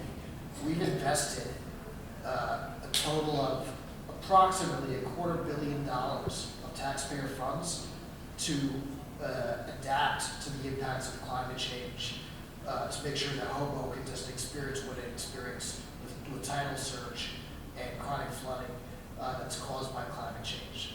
And then there's another 230 million, actually a little bit more, another $250 million. So half a billion, almost half a trillion dollars have been invested in adapting to these effects. Those are all being paid for by taxpayers. And what this does is shift a small amount of the burden. It's actually a drop in the bucket for these companies, all right? These companies are like killing it, you know, with their finances. This is like pennies on the dollars for them, but it just adds a little bit more justice and fairness, makes it a little bit more affordable for average residents, because we didn't cause the problem. My constituents didn't cause the problem. So why should they pay for the solutions? And they've paid almost $500 billion in solutions in Hoboken alone. Why should they pay for those solutions if they didn't cause the problem? So this is just a burden shift that takes away some of the financial burden and makes it more affordable, because it lowers the cost for residents who shouldn't be paying for these investments that we're making in Hoboken, for example. I appreciate that context. I do wonder though, if it is polluters pay, are we not polluters when we drive a car ourselves? Are we not the ones making the pollution, or is it just coming out of the ground? Great question. So, you want me to answer this question? Yeah, I just wanted to raise it. Yes, there's massive addiction to fossil fuels, just like there's massive addiction to cigarettes. You know, and we're trying to identify the responsible parties, just like lawsuits against big tobacco, who knew the impact of nicotine on cancer, that it would kill people. The impacts of climate change were known by big oil for in the 70s, 80s, 90s. They warned the corporate executives that this is going to kill people, this is going to kill our climate, this is going to kill our environment, and they still did it. And that's the outrageous part of this. That's the injustice that we're trying to correct or trying to remediate through this bill. I hope you understand this. So yes, we all use fossil fuels. We've all become dependent upon them. But the responsible parties of this bill are identified as the extractors of fossil fuels. My support found the oil companies responsible on that same argument, whereas they did with big tobacco. Just, again, to put the historical context. But thank you for your time today, folks. Thank you for your testimony.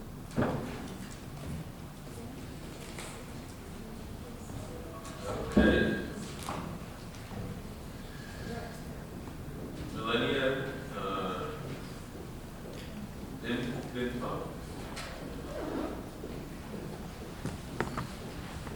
Okay, we have Danielle Block and Taylor McFarland and Tracy Stephens.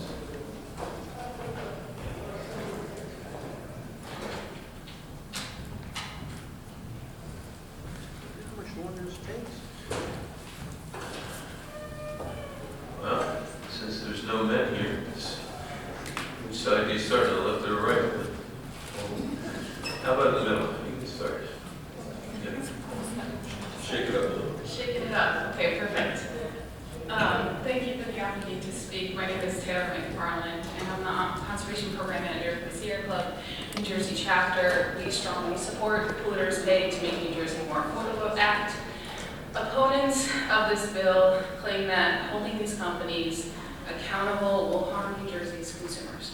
Let us be entirely clear. The most expensive option on the table today is doing nothing. Climate disasters have already cost billions of dollars in damages and will become increasingly costly as severe weather, wildfires, floods, and sea level rise intensify. New Jersey has been in a drought for 2 years, creating severe financial strains and challenges for New Jersey farmers, leading to a statewide agricultural state of emergency.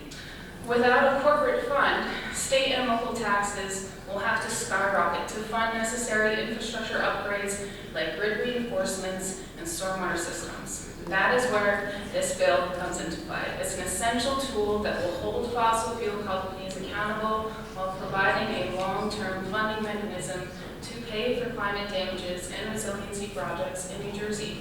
This bill requires DEP to collect compensatory payments based on historical emissions from 1995 to present. AB 3735 does not target New Jersey small businesses, local gas stations, or taxpayers. It establishes a strict historical cost recovery mechanism aimed exclusively at fewer than 100 global mega corporations responsible for more than 1 billion metric tons of greenhouse gas emissions. The funds collected from big oil will be directly deposited into a dedicated Climate Superfund cost recovery program that will distribute money through competitive local grants prioritizing public safety and grid stability. This bill will break the costly cycle of reactive spending. Currently, New Jersey spends its money after disaster strikes, paying premium prices to clean up debris, rescue residents, and patch together ruined roads. This fund will allow the state to pivot toward proactive resilience, engineering communities to withstand weather before the damage occurs. The proactive approach saves billions of dollars by avoiding emergency markup costs and preventing physical damage to real estate. New Jersey is on the front lines of the climate crisis. We cannot afford to delay critical adaptation investments, nor can we allow multi-billion-dollar oil and gas corporations to externalize their cleanup costs onto our communities. The longer we wait, the more we pay for these damages, the less prepared we are, and the longer fossil fuel companies get away without paying their tab. We respectfully ask you to please vote yes on this bill and release it from committee. Thank you.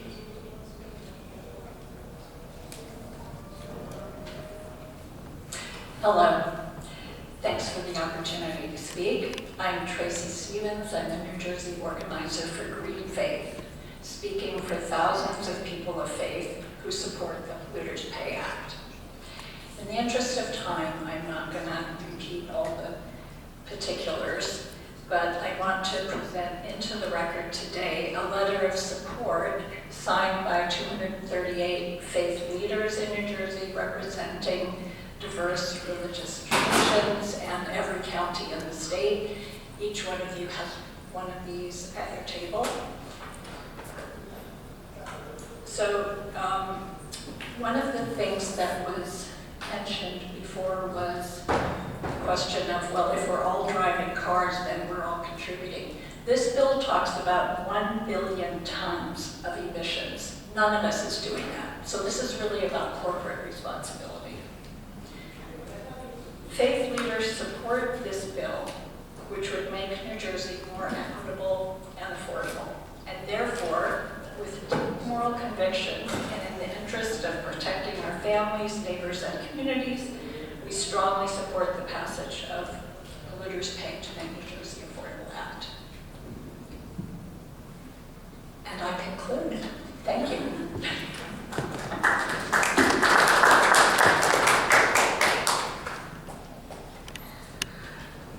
Thank you, the chair and the committee, for holding this public hearing today and the opportunity to speak. I am an environmental advocate from South Jersey. I lived in Atlantic County now for 6 years, but Cumberland County for over 20 years, and also a little bit of Salem County. So I began working on this, holding polluters accountable, about 6 years ago, holding the first event in South Jersey and invited South Jersey communities and elected officials, and we presented the data with the Center for Climate Integrity and had overwhelming support of showing exactly, I'm not going to go reiterate everything that we talked about here, but it's the scientific data that climate scientists knew.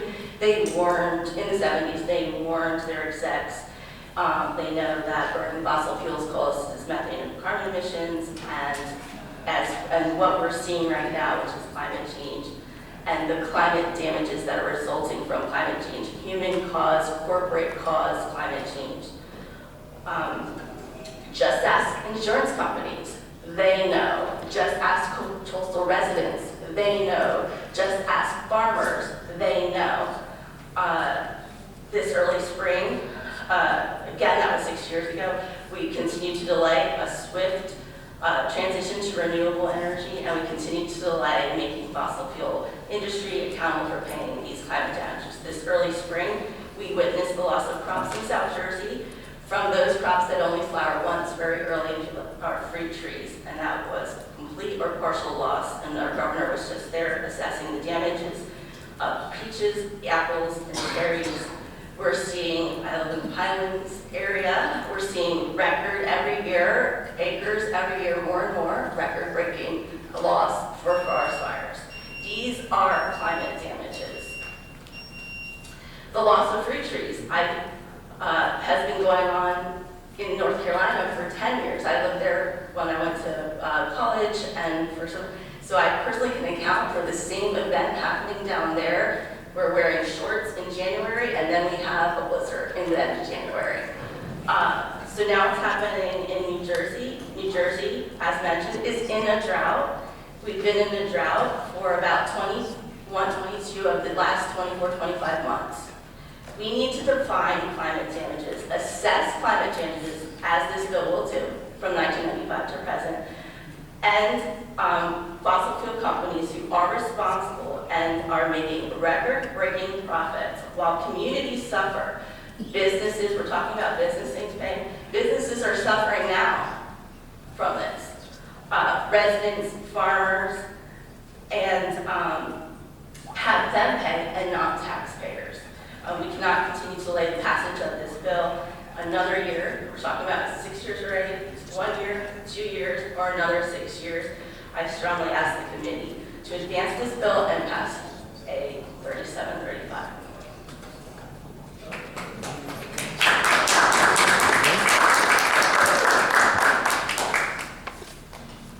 Good afternoon. My name is Melina Bimpong, and I'm the Environmental Justice Policy Associate at the New Jersey League of Conservation Voters, the statewide political voice of the environment. We strongly support this bill. New Jersey is warming at a faster rate than the rest of the country. Not only is our sea level rising, but due to tectonic activity, New Jersey is sinking. That means our flooding will only get worse. The oil and gas industry knew about the connection between burning fossil fuels and climate change a decade before we first put a man on the moon. In 1968, oil industry internal and commissioned reports already were using statements like significant temperature changes are almost certain to occur by the year 2000, and there seemed to be no doubt that the damage to our environment could be severe. Despite this, the industry continued to lead a documented and widespread disinformation campaign about the Anthropogenic climate change in order to protect their own profits. And decades later, we are paying the cost. According to the data from the NOAA, National Centers for Environmental Information, between 1980 and 2024, there were 74 confirmed weather and climate disaster events with losses exceeding 1 billion each that affected New Jersey, including droughts, flooding, freezing, severe storms, and tropical cyclones. That also resulted in the deaths of hundreds of people across the region. Someone has to pay those actual costs for infrastructure, damage removal, rebuilding, and more. In the next few years, the federal outlook for investment in government programs does not look good, to say the least. Recent actions at the federal level have shown us that New Jersey is not getting federal funding to address climate disasters. It is up to New Jersey to step up and identify how we will fund our resiliency in the future. We urge you to vote yes on the Climate Superfund Act and hold accountable the industries that knowingly put us and our public health and our climate at risk. Thank you.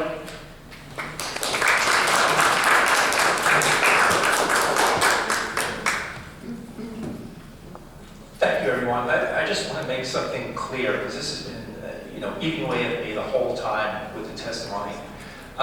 You want us to pass this bill to punish and fine the companies, the fossil fuel companies, I guess, for lack of a better term, like Exxon and, those. Is that correct? Did you all drive here today? Oh. Yes, okay. That, you want us, okay, that's a yes. I just want to ask, I don't know where I'm not going to say yes, I was going to answer that. I was going to say something. everybody else shook their head, yes. Yeah. We did not build the cars. We are given, this is what the product is. I didn't ask if you built the car. I said, did you drive here? And we're trying to get cars that are EV. Okay. So what I'm trying to say. That's trying. I'm saying, did you drive here today? Yes, you have to Okay. drive here. Now, my next question is, so you want us to penalize the company who made the product that you yourself used? We have no choice to use both that. That's not what I'm asking. Is that true? You want us to penalize the company that made the product that you are using yourself? And what I keep seeing is that we're trying to dissipate who's accountable so that no one is going to be, we know that burning fossil fuels causes emissions. So just trying to figure all other ways when we know that fossil fuels causes carbon and Okay, I'm not disputing that. I'm trying to do something. I'm trying to get my wife to drive a speed limit. It hasn't worked yet, but I'm trying. Yeah. You use a product of the company that... How would you like me to get here? No, I'm not saying that, and it's fine. I use it too. I drove a hybrid, but I still drove here. Okay. So, and I use that product, but I don't want them to find out of existence either. I'm just trying to establish some sort of rationalization for this, for penalizing a company that's making a product that everybody uses and everybody needs desperately, desperately. Until we get a better thing. I would put goose droppings in my car if it would make it run. I have no affinity for fossil fuels. It's just, we live in reality here. We don't live in emotion. We have to get a different system that's viable, that's economical, and workable for everybody. We need this. But I'm trying to establish that we all need this, and we all use this. Yet we want to punish these companies for making the product that we are all in need of and using. But that's all I have to say. Thank you. I'd like to say something about that. So again, it's not each individual person driving their car that we're trying to hold accountable. It's the corporate responsibility of the fossil fuel companies who have emitted 1 billion tons of greenhouse gas emissions. No individual person is doing that.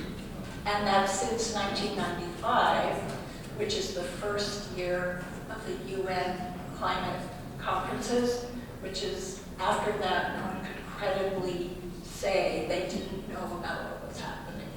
Let me get this clear, that the company who produces it is responsible, but we who use it every day individually have no responsibility. We're talking about accountability. Right. All of us here are working for clean energy, for a just transition. Love it. That's part of the whole movement that we're all working in. But what we're talking now about is accountability for climate disasters, climate extreme weather disasters, and greenhouse gas emissions. It's very specific. Okay, but not the individuals who use the cars and have to get their emissions tested, inspections every year. You're misunderstanding. No, You're okay. trying. Okay, thank you very much.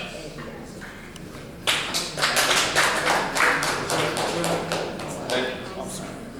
Chair, just briefly to the Assemblyman's point, yes, I drove here today.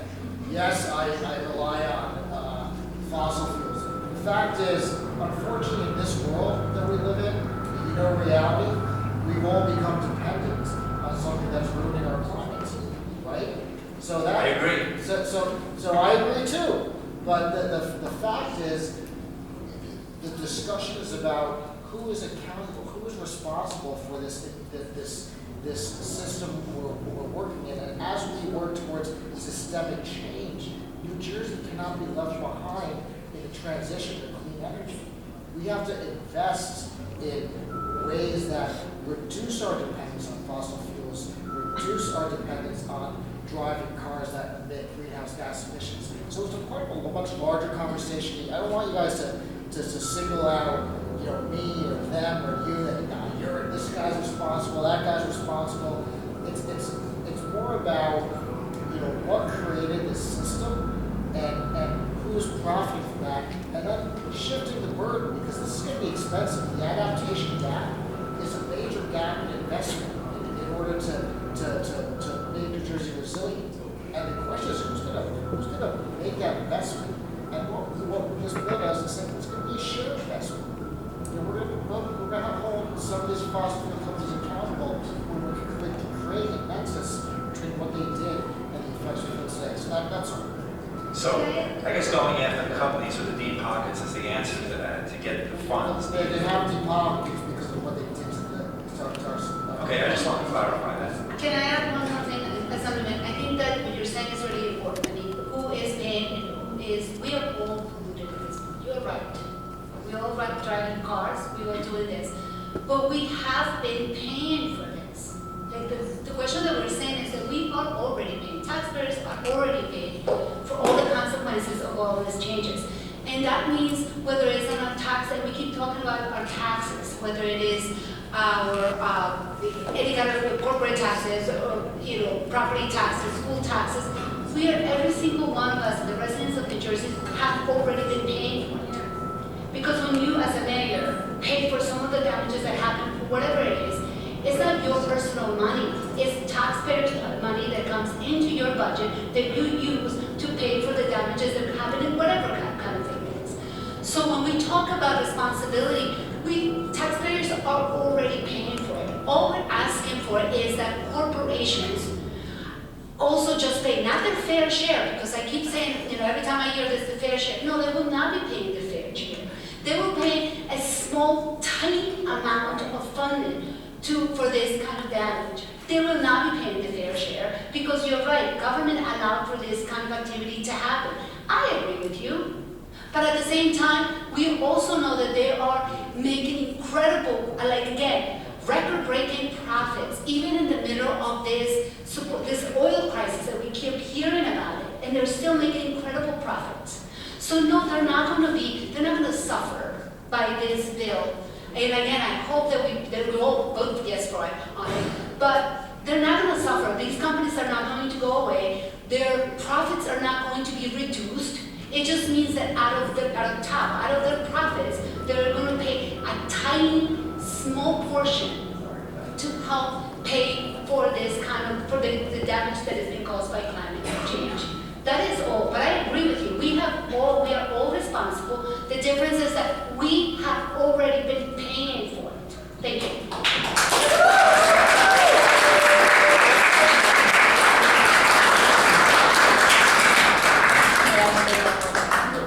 So I heard the word several times, punish. That's not what I'm thinking. I'm thinking hold accountable. All the major faith traditions share this idea that if you cause harm, then you are held accountable. It's a moral accountability, and that you repair the damage. So I'm not talking about punishment. This is not vindictive. Yeah, and then, we keep missing the big picture here. Will you be able to definitively determine that this New Jersey company, or company X or Y, whatever it is responsible for global climate change? How are you going to court with that? Okay, I don't know the full details of this, but I do know that there's been a lot of advancement in climate science attribution formulas. So yes, there is a way to do it. There is, okay, that'll be Yes. interesting.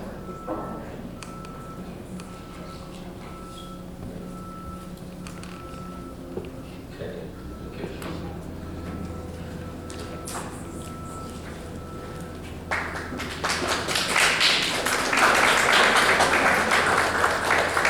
Looks like we're going to be here for a while.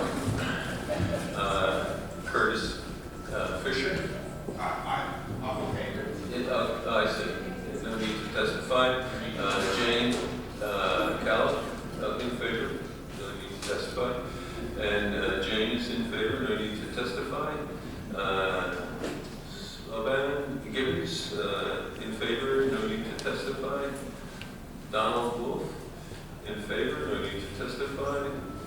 Isla Costello in favor. No need to testify.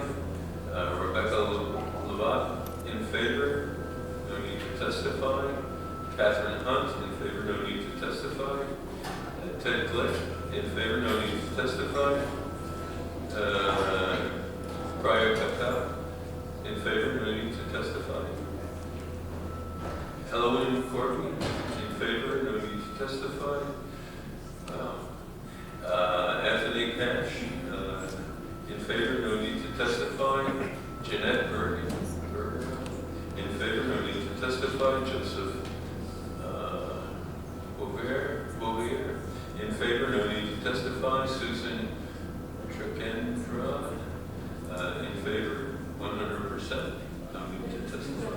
Exclamation point. Jennifer Nielsen, in favor, no need to testify. Michael Klein, in favor, no need to testify. Dan Brin, no need to testify. I'm just going to read them because they're all in favor. Ben Havergood, Ben Drizzlett, in favor, no need to testify. Mike Flynn, same thing. Kate Delaney, in favor, no need to testify. Susan Macarius, in favor, no need to testify. I'm sure I'm butchering some of these names. Mercy Gallant, in favor, no need to testify. Matthew Hirsch, in favor, no need to testify. Amy Goldsmith, in favor, no need to testify. Jackie Budd, in favor, no need to testify. Rick Kalish, in favor, no need to testify. Reverend Sarah Leah, in favor, no need to testify. Rano Banerjee, in favor, no need to testify. Eleanor A. Dill, in favor. Jane Barry, in favor. Paula Rogevin, in favor. And Maintain Saba, in favor. Okay. Now for the other side. Lauren Shiley, opposed. Sharon Seymour, opposed. Rich Sable, opposed. Ron Sable, opposed. I just got two of them. Gina Walker, opposed. Ryan Sharp, opposed. Eileen King, opposed. Bill Caruso, opposed. Wells Winger, opposed. Zach Doria, opposed. Karen Pansky, opposed. Lawrence Lupschultz, opposed. Was it? Okay. Now we're shifting over to in favor, Alice Freud.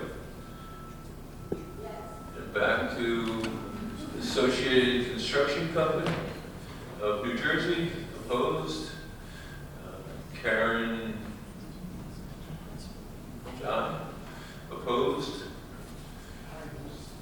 Doug O'Malley, in favor. Bridget Devane, in favor. And Lionel Rollins, in favor. That's it. Okay, now we're looking for a motion. Somebody move. I move it. Okay. I'll second. Motion to adopt or release the proposed committee substitute for Assembly Bill number 3735. Assemblyman Sharpberg. Need you ask? No. Assemblyman Gamble. No. Assemblyman Wallach. Yes.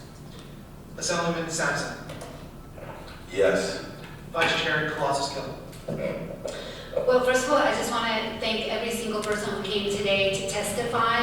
to bring your points, whether it is to support this bill or to oppose it. I think every single point of view is important, is valid. We're speaking about New Jersey and what it means to New Jersey. So I really do want to thank for not just the work of today, but the work that has been going through for the entire, basically 3 years at this point. So I really do appreciate all of your hard work on this.